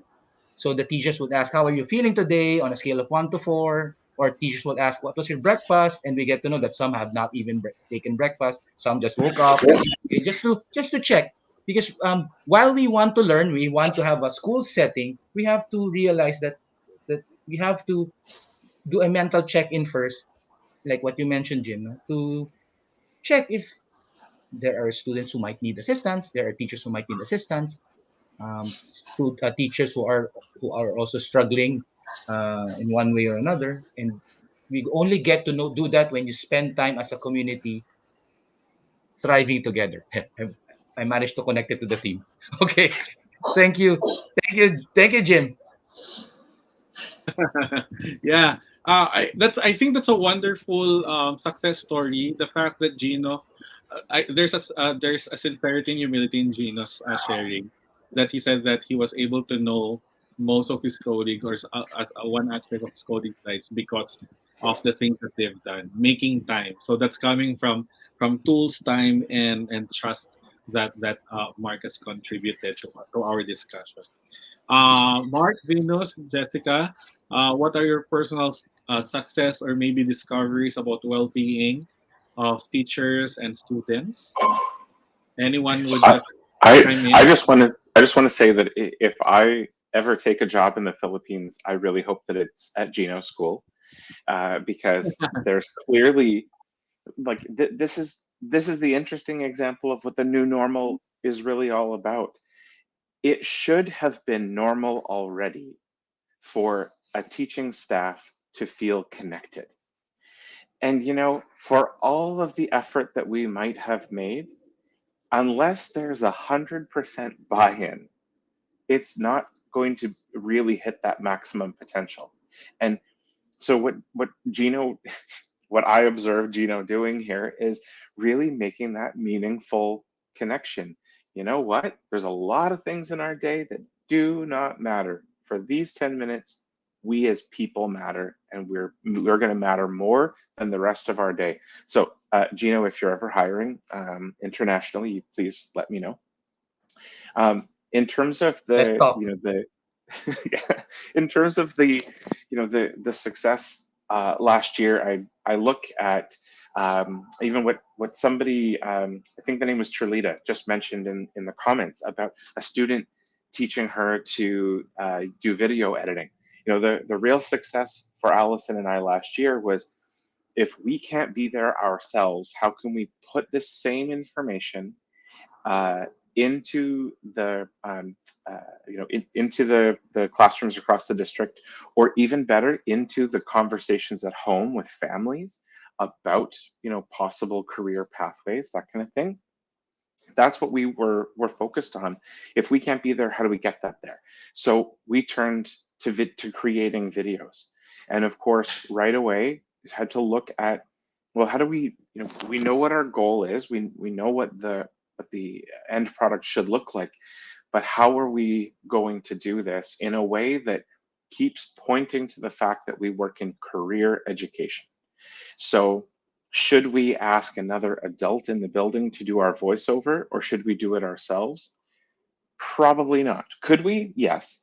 But if we turn to some students, especially students who are interested in the film and television or stage acting, then we can give them an opportunity to practice an element of their career path as part of what we're doing. So we're being really meaningful about it and thinking really carefully.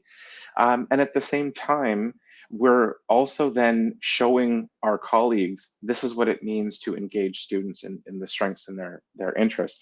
And I think that the other piece of our success, because it's not just like, it's not as if our success is measured by the number of students who enroll. It's also measured by the number of teachers who feel supported. And you can't always quantify a feeling. But thinking about what each of the other three panelists, which I'm super excited to be a part of this group, have talked in terms of building community, whether it's in person or it's been building a digital community. As a district, we're a Microsoft district, so we're using Microsoft Teams. If you know anything about Braille, you'll know that I'm wearing a Google t-shirt right now. I like technology. I like using it to help us get things done efficiently, but I recognize that the biggest challenge with technology is establishing a community within that environment. So for that reason, I applaud Gino for what he's done, but I also recognize that Jessica's been trying to get people to think this way through the span of a career in teaching computer science or teaching using technology. This is what really, really matters, is that notion of community. And when I look at the sort of satisfaction level of my colleagues, which there's no research, we don't do a survey, we just know authentically folks are happy and folks are pleased that we found a way to keep going, because they're the ones who refer students to us and to what we do. And maybe I just to briefly explain it, my job is as if there was a person between TESDA and DepEd that helped students move from high school into technical and vocational education during grade 12. So this is maybe a difference of our two systems, is that I'm moving students in during their grade 12 year. They're actually going to college. They're getting college credits and high school credits at the same time towards graduation in skilled trades and technology. So we're dealing so much of the time with our colleagues who know this student really needs this pathway to graduation that isn't going to look like everybody else's. And that's the success of that digital community, is that we're able to see and share opportunities, and we see people engaging with those quickly and as much as they can. It's tough, but I feel like the success of last year really comes down to that ability to be nimble and be flexible and to keep moving, responding to what's going on. Lovely sharing, Mark. Thank you so much. Dr. Venus, Jessica, your discoveries or maybe success stories on well-being. Ako na lang po siguro mauna. Okay. So, I'd like to share my discoveries, based on the research that I have mentioned a while ago, na before my first step when I was promoted as the supervisor, I conducted a research on the challenges of teachers. So from that research, there are a lot of discoveries and new learnings. So first, I learned that access to technology is necessary but not sufficient because many teachers urgently need training on digital pedagogy. Kaya nga po, on our end, no, that is why I conducted series of upskilling and reskilling webinars to capacitate teachers on conducting assessment, creating instructional video lessons, creating interactive modules, as well as on strategies in teaching in the new normal. And with that, I'd like to thank Sir Mark and Sir Jim for being part of those webinars that I have conducted to upskill and reskill our Surigao City teaching force. So, isa po yun sa aming nagawa. Then secondly, there is really a need to address the challenges of equity as to access to learning. Dahil nga po, not all students have access to internet and are provided with decent gadgets.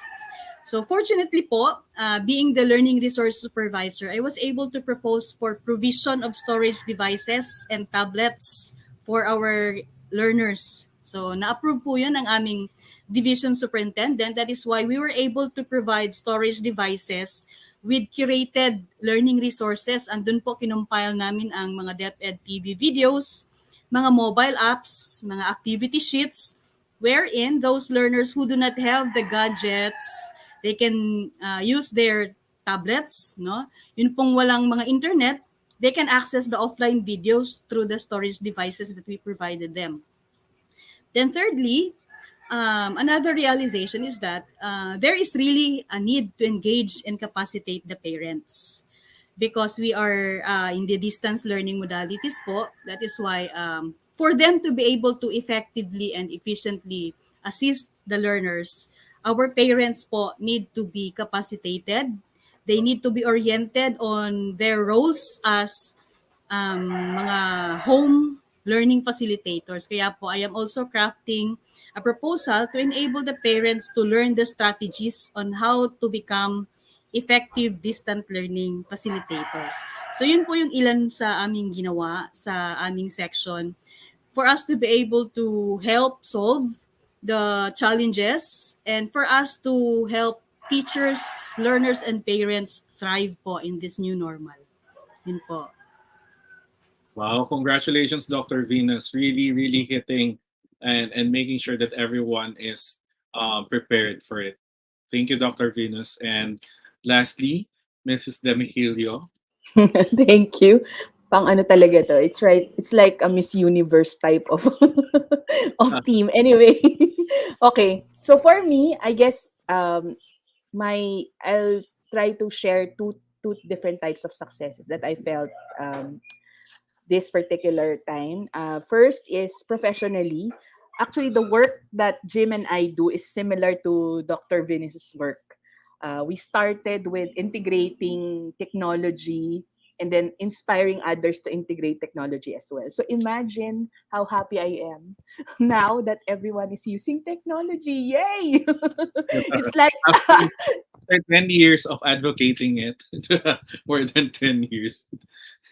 so imagine the things that we struggled before in explaining to people on why there is a need to use technology and how difficult it was to actually let them understand the importance of using technology. And now, because of the pandemic, everyone has tried using it, and I'm sure everyone now understands why is it important to use it and how important it is to actually improve or enhance the learning experience. So for me, I think that's my heart grew a lot this 2 years because of that particular success. And I'm really happy that a lot of people now are doing their best to learn on their own. So I guess that's also one of the things that we wanted to advocate before, because before people were just accepting things from, for example, someone from an expert, and they would just wait for the time where an expert would share something and then they try it on their own. But now I can see that there are a lot of initiatives from individuals, from teachers to learn on it, to learn that particular technology on their own, because that's where learning really should happen. When there is somewhat like a self responsibility, or you give yourself the chance to not stop learning, because we're teachers. We want our students to do that, right? Lifelong learner. We want our students to be lifelong learners. So we would want that to happen in our lives. So that's basically my first success, to see how technology has evolved in the Philippines, and to see that there are a lot of opportunities for teachers to improve or to enhance their learning. The second one would be, I think, to be honest, surviving the year or the years to come.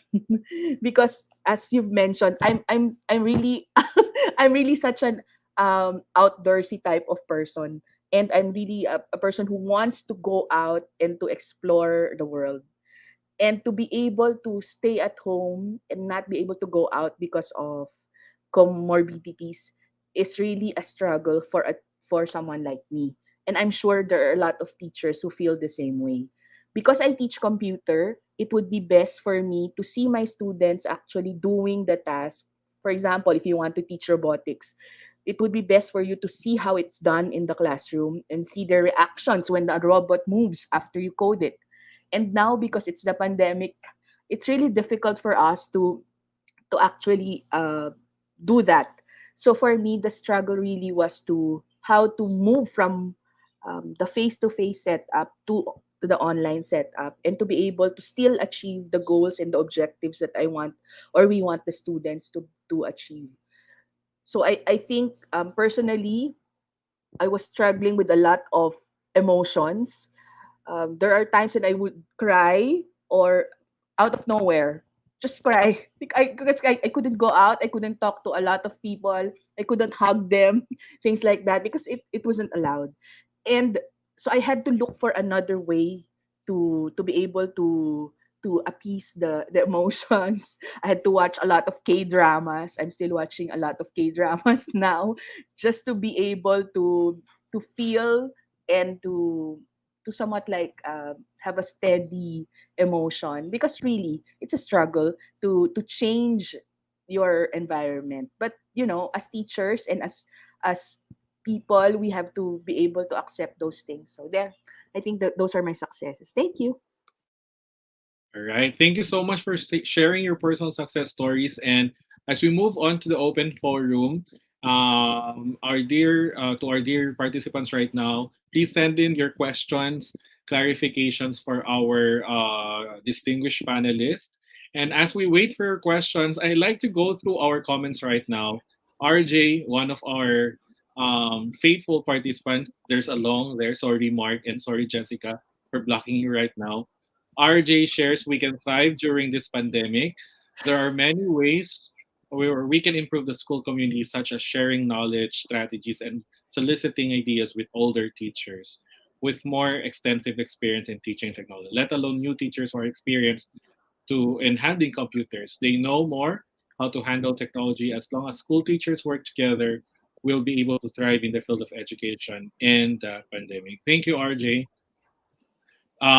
Janice, Janice, this pandemic, I was able to get in touch with those people whom I haven't even talked and meet most times in my workplace before pandemic hits. The communication now between them became more constant than before. I was able to understand better our differences. So it makes a difference right now. Maybe because there's also a comfort coming in from, we're just talking virtually, you know at some point that would help. Yeah. Annalisa says, I agree, Mom Victorio, or Mom, maybe this is Venus. If we have to keep with the challenges of the time and sustain quality, the delivery of instruction, we need to be capable of utilizing available time. All right. So um, from LJ and Regio, my personal success story is being able to know and use the different platforms in my virtual class and not giving up to learn more and master and even share to my other colleague for them to use it and discover it. For them to be able to go with the transition of education to a different form of teaching. So we have a lot of ideas coming in, sharing their thoughts, their perspective. Um, Arlene says, in our own simple way, we can reach the needs of our students, even the most simple needs during the pandemic. like a simple words of encouragement to lift up their spirit when they are down, right? So Juliet says we have virtual pista where each one of us share our accomplishment within the week, raise some issues that need to be addressed, and plan for the activities to address the gaps. Wow, I think it's very good. Jim, Very, can I comment on this? I'm seeing a theme in these comments that I find so interesting. You know, here where I am in Canada, I live and work on the traditional and unceded territory of the Squamish, Musqueam, and Tsleil-Waututh Indigenous peoples. And when I think about what we just saw in those 5 comments, there is a very interesting combination of looking at digital and future technologies, and at the same time looking at basic relationships and communication as being its own form of pedagogy. And I, the indigenous peoples around the world are all unique and different in their wonderful ways. But I think if you were to look at some of the values, the pedagogies, the strategies that come from IP practitioners, and I think about our friend Jesus, and what he has demonstrated in looking at, there are these ways that as Indigenous peoples we have been teaching and supporting learning for generations and generations and generations, and where we're at right now is blending some of that wisdom from the IP community and then the wisdom from people like Jessica who are bringing technologies to us in a different way. And it's that combination that I'm seeing in so many of these comments. You know, looking back to look forward. And I think that that's such a special thread that is woven throughout all of those comments. yeah, same observation, Mark. I think that's a very good thing that is happening. All right. So thank you, dear participants, for sharing your insights. And we are seeing some questions right now. And we have one from Joanna or Joan. Is that Joan or Joanna? How can we help all stakeholders understand the importance of integrity in the new normal? Okay, maybe I need to provide some context to Mark here, or maybe Mark, you I understand already already know. this part, but let's just make this clear for everyone. I'm assuming that when we talk about integrity right now, most of the time it's really on the importance of maintaining the integrity of assessments, especially at this time in terms of most of the time it's on the assessment. And the big question really is one of the greatest fears, not fears, maybe some of the thoughts that are coming in is that um, how can we ask the parents or maybe home learning facilitators to maintain a level of integrity in terms of letting their kids really do the answering or doing the modules, whether printed online or whatever. So what gem, what words of wisdom can you advise our dear participants about this challenge? This is not the first time that we're addressing this, but it's always a recurring question, especially now. Can I be controversial? Yes, Mark, please. I think right now we're reminded that we have to make sure that we put the right priorities in the right order. What we are assessing is a higher priority than how we assess it. That's just, in my opinion, that's always how I'm going to feel. And if we are choosing the way that we're assessing something because it's easier for us, I think we might be making a big mistake. We need to be choosing assessments, forms of assessment that put the learning at the front, and that actually allow students to provide thought to us, not just answering the questions. That's easy. And whether it's a parent or it's Google that's providing the answer, essentially, instead of assessing the content knowledge, what you're assessing is the student's ability to go and find the information. So if that's what you're assessing, fantastic.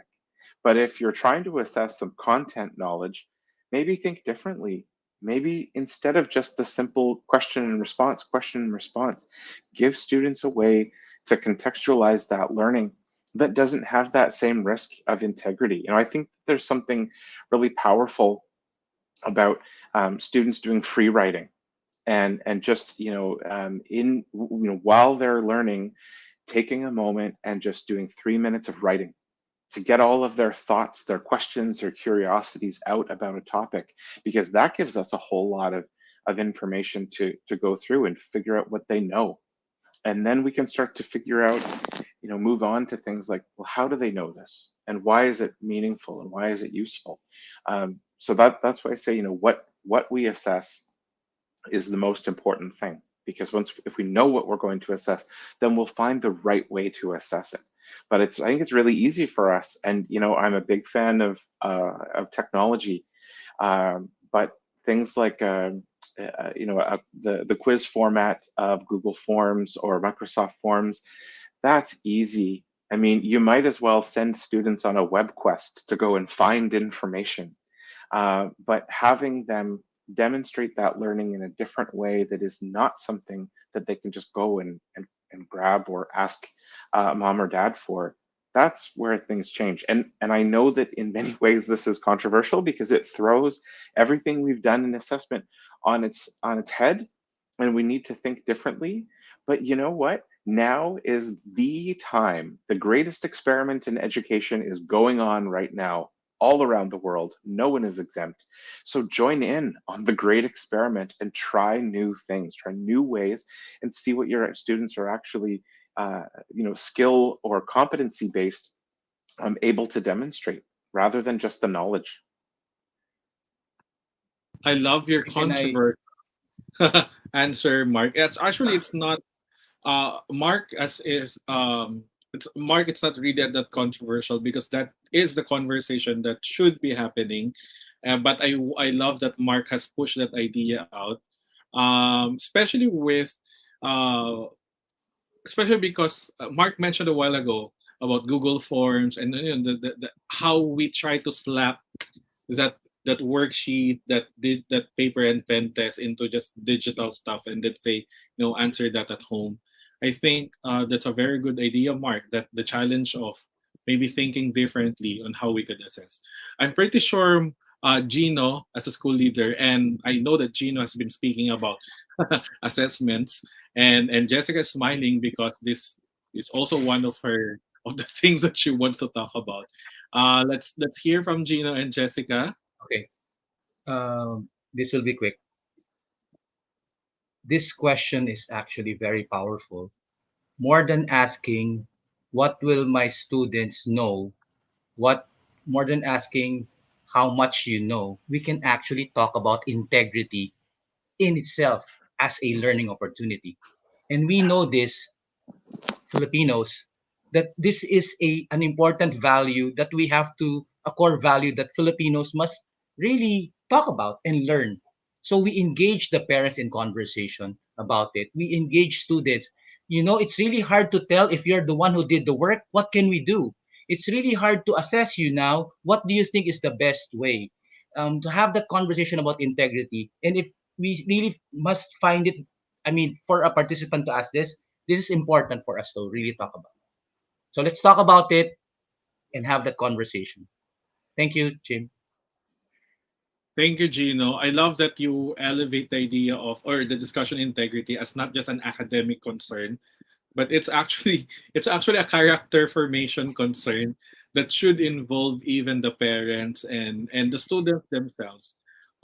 It's not just something that comes out after, when or before, during and after an assessment has been implemented, because most of the time, even as teachers, I think teachers we need to be aware of this.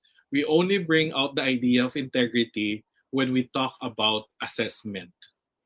But when we're not talking about assessment, we don't really talk about integrity as a core value in itself.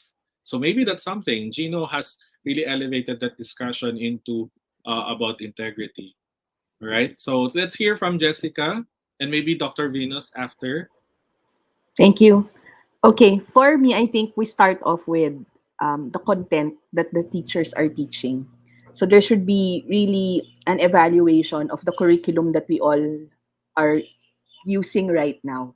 First things first, do we want to teach everything on the curriculum, on the content, or do we want to accomplish everything given the limitations that we have right now, given the things that the time constraints? Because we've moved from face to face to online, so there are a lot of subjects that are affected with this type of setup. Before, for example, everyone would be able to teach English, for example, every day. But because the students, we have to take into consideration screen time for the students, and we have to limit the number of times that we meet on a particular subject, which also means that the actual lessons that we will be teaching will not be the same as the ones we actually had before the pandemic.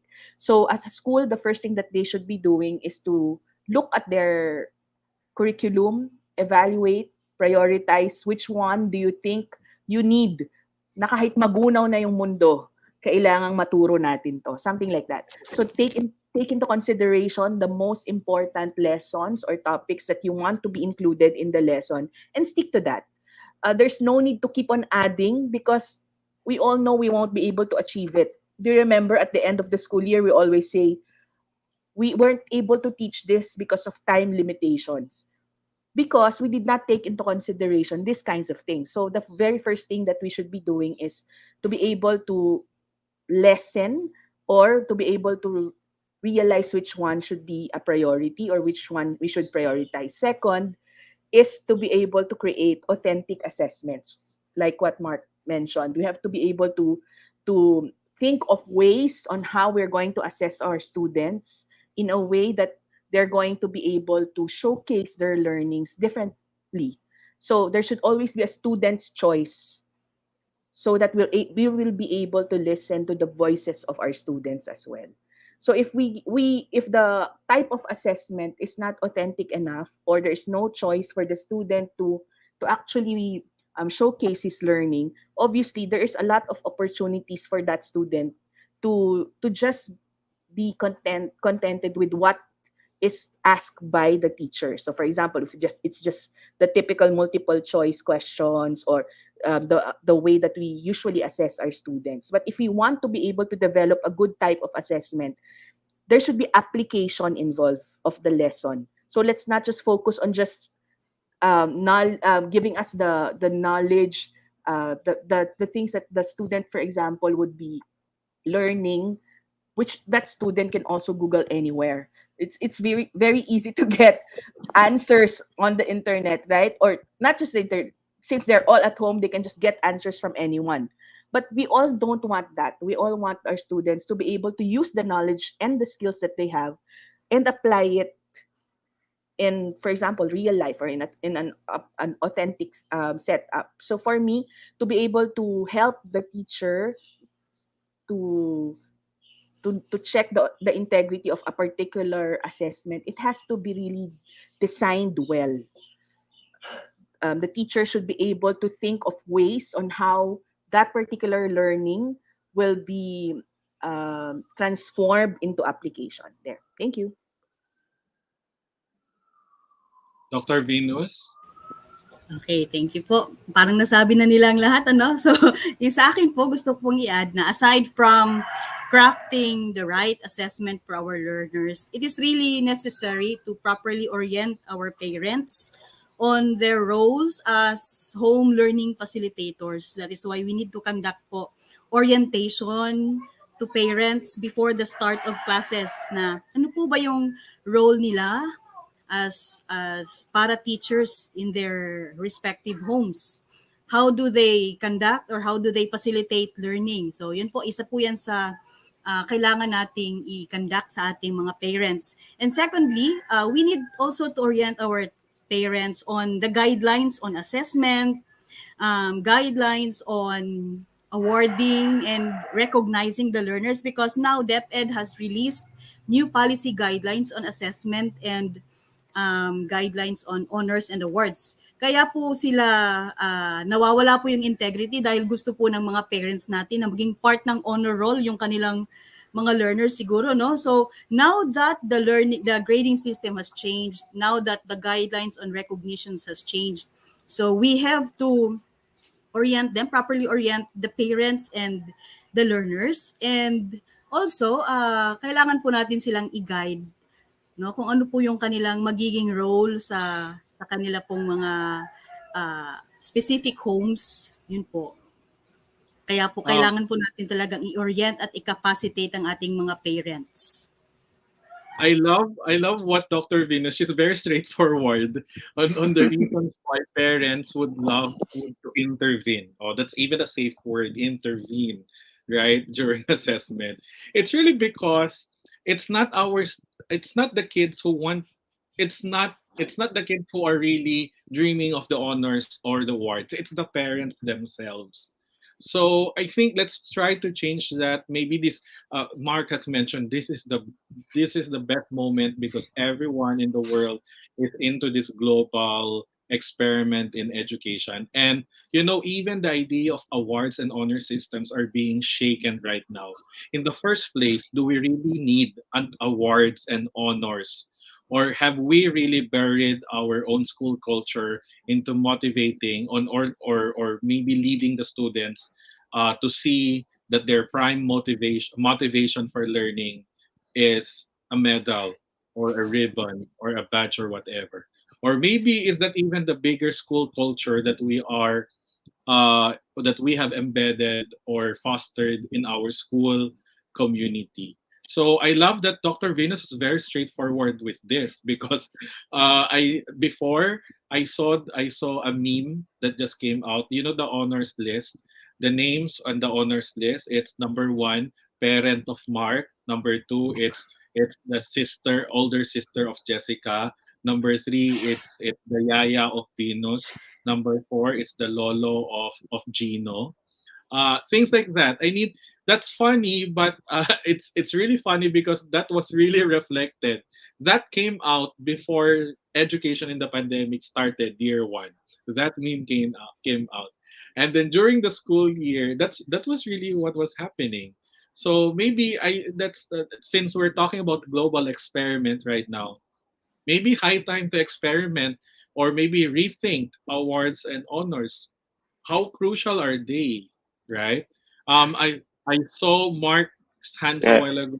I And then just want to comment. Yeah. There was a teacher in the United States who shared something on Twitter yesterday that was just so honest and so helpful. He does a survey with his students before they have their first class with him, and consistent through every single student, their number 1 goal was get good grades. Not one of them said that their goal was to learn. That's a very jarring scenario when the students don't see the goal in the classroom as learning, but about getting good grades. So how many carrots are we dangling in front of millions of children around the world that show them that the carrot is the thing rather than actually the skills, competencies, and knowledge in order to grow that carrot for yourself? That's what we're actually here to do. And so I appreciate the direct approach on this works best. I mean, my background is in music. Growing up in Canada, music in schools is not really competitive, but our neighbors to the south, it is so competitive. Music in schools, total competition. And I know in the Philippines that there is a big focus on competition culturally, and I would say there's nothing really wrong with that if it's balanced against that demonstrated value for learning. And if that demonstrated value for learning is to the forefront enough, and it won't be a problem. But I just think about that teacher's tweet. 100% of the students say good grades, and not one of them says that their goal is to learn. Gino, your thoughts? Jim, Yeah, there are motherhood statements like learning over grading, progress over product. Let's start changing those statements in transform them into reality. Just sharing with this pandemic, I got to meet a Filipino teacher who's now based in Norway. Shout out to you, my friend. And I asked him, he's teaching elementary grades. He's a math teacher. I asked him, do you grade your students? He said, no. So how do you know that students are learning? We have descriptors. And so, do you rank your students? Ranking, he found it absurd. So when a student transfers from one school to the other, what do they turn in as their grades? I don't want to do this, but I'm doing it now. As their grades. He said, we trust if he came from one school, you can transfer to any school. The public school system is like that. Of course, it changes when you become, this is K to 5. Grade 6 onwards, they have certain measures. They have biannual or every other year an assessment. It's a national assessment just to measure if their students are learning. But other than that, they don't focus on ranking. They don't focus on grading. Someone told me that it's an Asian thing. I don't know. I'd like to challenge that. See, Mark is saying, is it an Asian thing that you have to be always number one? Who is number one now? But it said that we measure our success based on ranking and numbers. Colleges and universities, when you apply here in the Philippines, they ask the students, what is your rank? Imagine if there are 50 students and you're number 49 or 50. How would you feel? I won't apply to this university anymore because in this school, I'm 50, I'm 50th, I'm 49. See, so really we have to start, and this is a good conversation. No?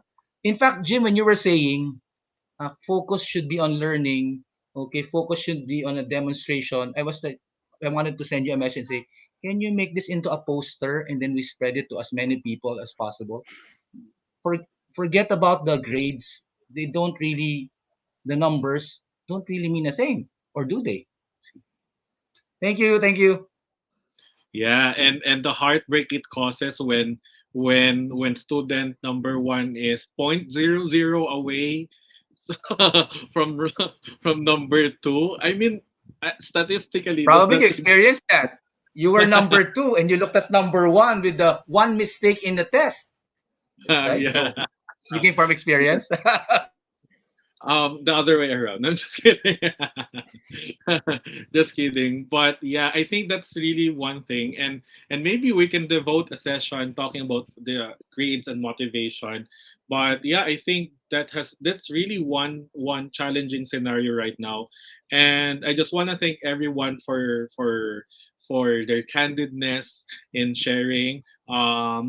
Dr. Venus was very straightforward and she says, hey, everyone, DepEd has a new guideline about this. Why are we still stuck on comparing people, on things like that? Let's orient our parents. Because maybe in the end, parents do not know that, actually, we know that parents know they're the one clamoring for awards to come back. And one of the main reasons that because they work hard, it's they parents and their kids are really working hard for it. So I mean, there's a whole narrative behind it. I'm not quite sure. I'm pretty sure we cannot cover it because it's already 11 a.m. We're supposed to be ending now. But yeah, I think maybe I may ask my team to take note. Let's have that have that topic next time: motivation and grades for students. I think that would be a very good discussion. But yeah, thank you everyone. Very abrupt ending, but I don't want to have an abrupt ending right now. We've really discussed much about well-being. When we speak about thriving together, it's not just well-being anymore. It talks about the dynamics that are happening, the collaboration dynamics. How well are we preparing? Dr. Venus has mentioned really well, she mentioned a lot about understanding context. Maybe school leaders get your data together, and from those data, inform that. Some comments a while ago, they said that maybe school leaders should do that so that decisions are informed, and not just bringing out things that they want to do for the sake of doing something. Um, Jessica a while ago mentioned her advocacy about technology and how she's very happy that we have started appreciating technology. And one of our participants said that hopefully we don't stop after the pandemic. We don't drop everything. And of course, lastly, Mark mentioned about the three T's: tools, time, and trust. Lovely ideas on how we could further thrive together. Do we give our teachers tools? And that's still a big question right now. Time, still a very big question, because we know that our teachers are drowning with work, not just in the Philippines, but around the world right now. There is a big expectation and demand, and of course, trust. I think that's the biggest thing that we want to consider. Do we trust our teachers? Do we trust our teachers at this time around? Or I don't know. Anyway, so that's all the things that I've gotten from everyone. To end this, I wanna give back the floor to our panelists right now. What are your closing or parting words to our participants as we end our series on well-being and thriving together? So, dear panelists, this is your time to say goodbye and at the same time inspire our teachers also. Okay, Jessica is all smiles. So Jessica, you may want to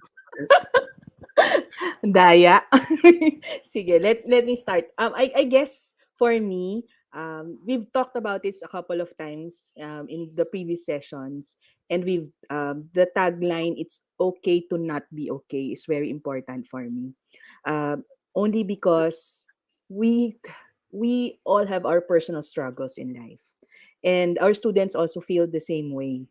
And now that we are on our second year of this kind of learning, uh, let's take the time to give to ourselves to be able to feel everything that's happening, and to not just let it go, but to really digest all the things that are happening in our lives. I looked at my timeline, and I hear I see candles, and I feel bad because of the things that are happening in the Philippines. But um, we have to be able to cope with what's happening, and also to be open to ask questions as well, and to ask help from anyone who can help us.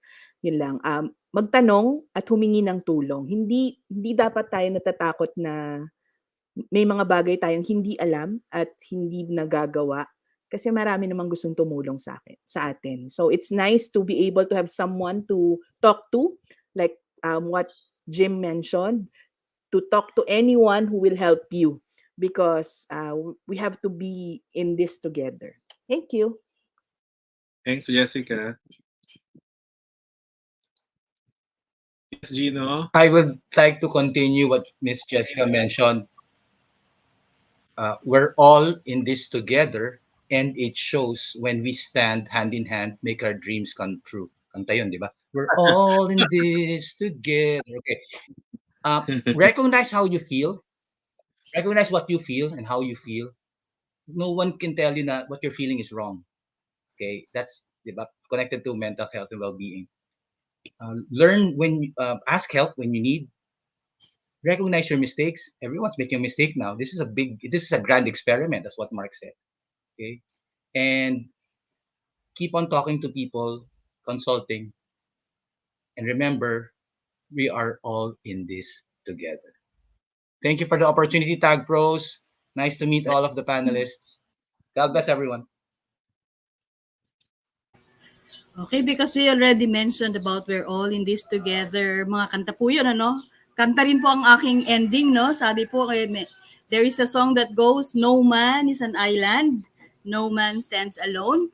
Kaya po, wag po nating sarilinin yung mga problems and challenges. Let's try to share with our colleagues, and let's try to collaborate. Lahat po ito ay malalampasan natin successfully if we work together.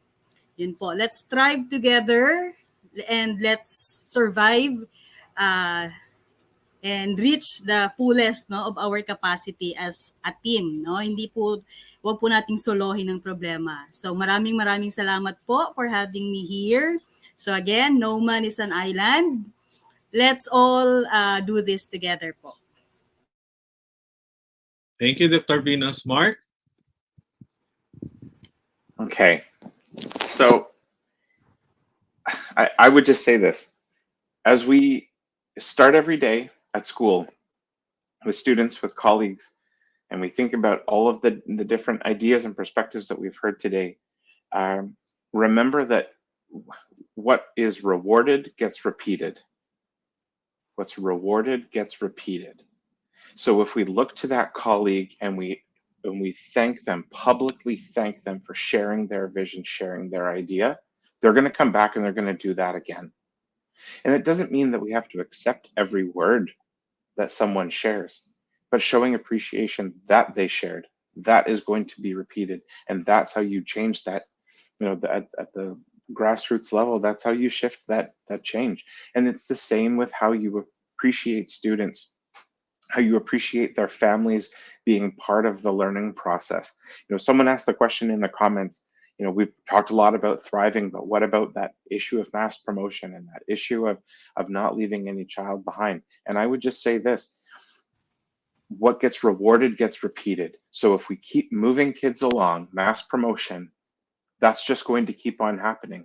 And the learning is not going to change. The engagement from those families is not going to change. So if we're going to thrive all together as a whole school community of education professionals, as support staff, as students, as the whole community, we have to keep remembering what gets rewarded gets repeated.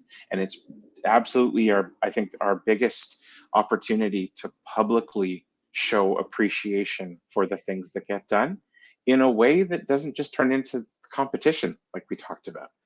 It's not about that special award, that special honor, but it's sometimes about the littlest reward. Giving time to a student to listen to them read, giving time to a teacher or a colleague to listen to their concern or their worry or the struggle that they're facing. Jim, I appreciate you summarizing around the tools, time, and trust, because it's just something that you can carry with you every day, that thought. I really want to say, as it's nearing bedtime here in Canada, it's Friday night for me, it's Saturday morning for all of you, and I really appreciate the time that people are giving to being the best professional that they can be, and a commitment to ongoing learning. In this way, it's a commitment to online learning as well. But that is really, really special. And it doesn't matter, who's providing the leadership. Today it's TAGPROS. Another day it's DepEd. Another day it's a podcast. It's another webinar. It's a book. Whoever is providing information to you to share, take a look. You can give away anything you want, pass it up, but there's probably something in here for everybody today. And I think that comes out of really good leadership from you, Jim, in facilitating this conversation. But I really feel honored to be a part of this panel. I've done a lot of these in the Philippines, and I won't say this too loudly, but this is a really, really good one. Really good. So thank you all so much. Maraming salamat. Thank you, everyone. And it's an honor for TAGPROS to have our distinguished panel here. And most especially also, it's always an honor to listen and to read, actually, and have the thoughts and insights of our dear teachers who are participating. We're always left with we're always surprised with the level of engagement, the level of questions or the insights that our participants are throwing at us every time we go on live. And this really makes us feel happy at TAGPROS. And of course, that inspires us also to bring in people like Gino, Venus, Jessica, and Mark in our platform to make sure that we get to learn from one another. So I thank you, Mark, for reminding me. It's Mark's near bedtime already over at Canada, and we're just very happy, and we wanna end this with the big gratitude to everyone.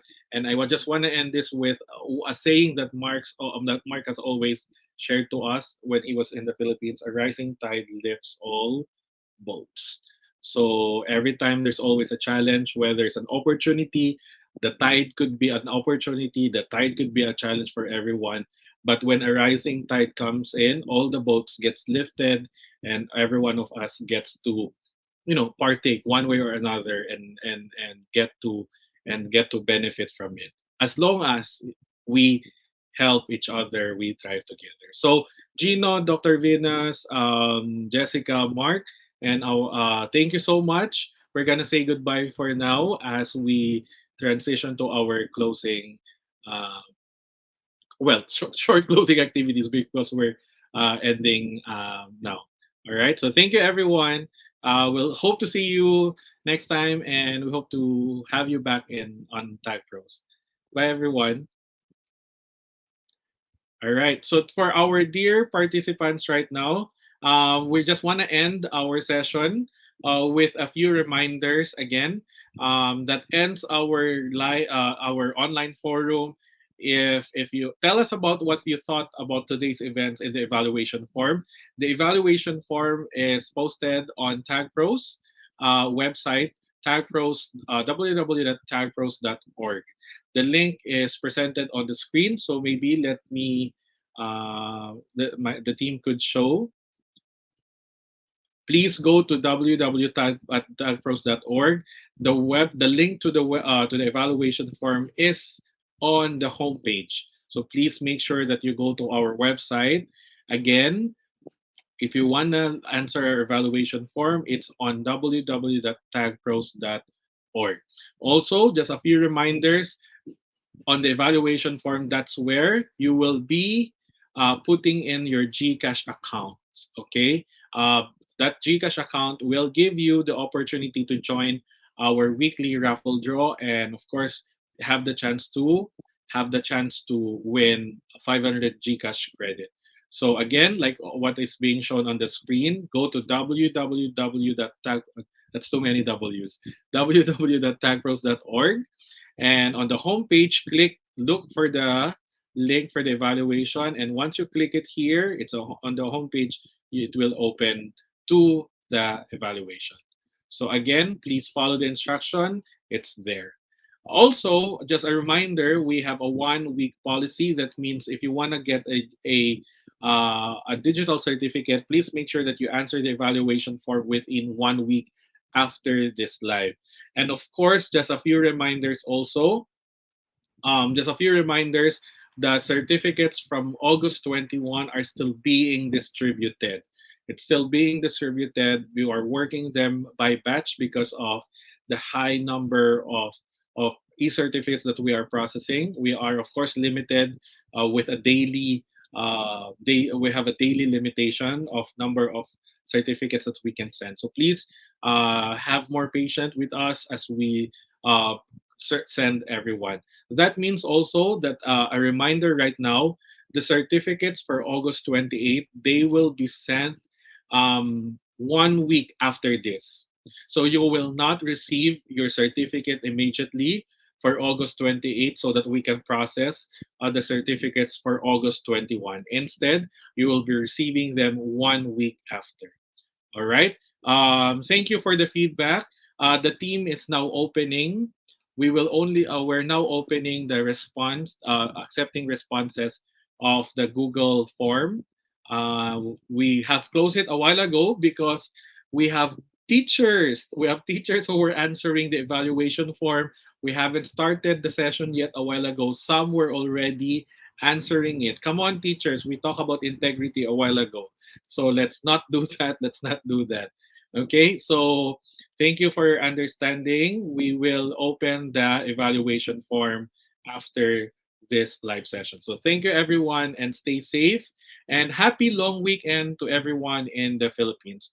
We will make an announcement, so please tune in. We have prepared another set of webinar series for September, and we are focusing on upskilling teachers in terms of technology and content creation.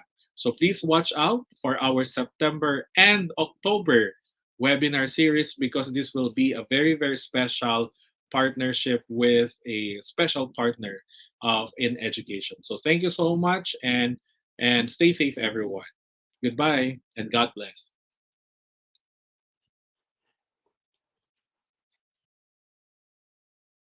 As we transition to the new normal, we have left others behind. We need to reimagine and redesign our educational system.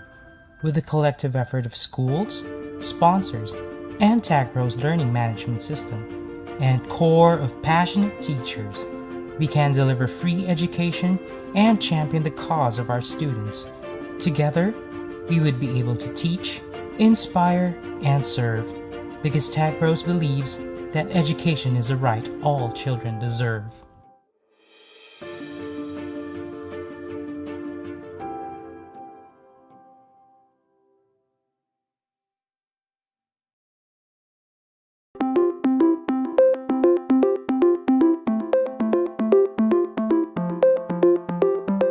When the pandemic was officially announced and the whole country was in a lockdown, we were thinking, how are we going to end the school year? How can St. Peter's College of Armonk continue on with its mission to provide holistic quality education? I was really grasping for answers and talking to experts, consulting to parents and all. It was really a terrible moment. It also didn't help that the pandemic started in the middle of the academic year, and so we had to act fast. Others have suggested that maybe we can temporarily close our school for a while, but some of us have this kind of hope that we can just carry on. We want to bring our education in a different level, and we know that technology is the answer.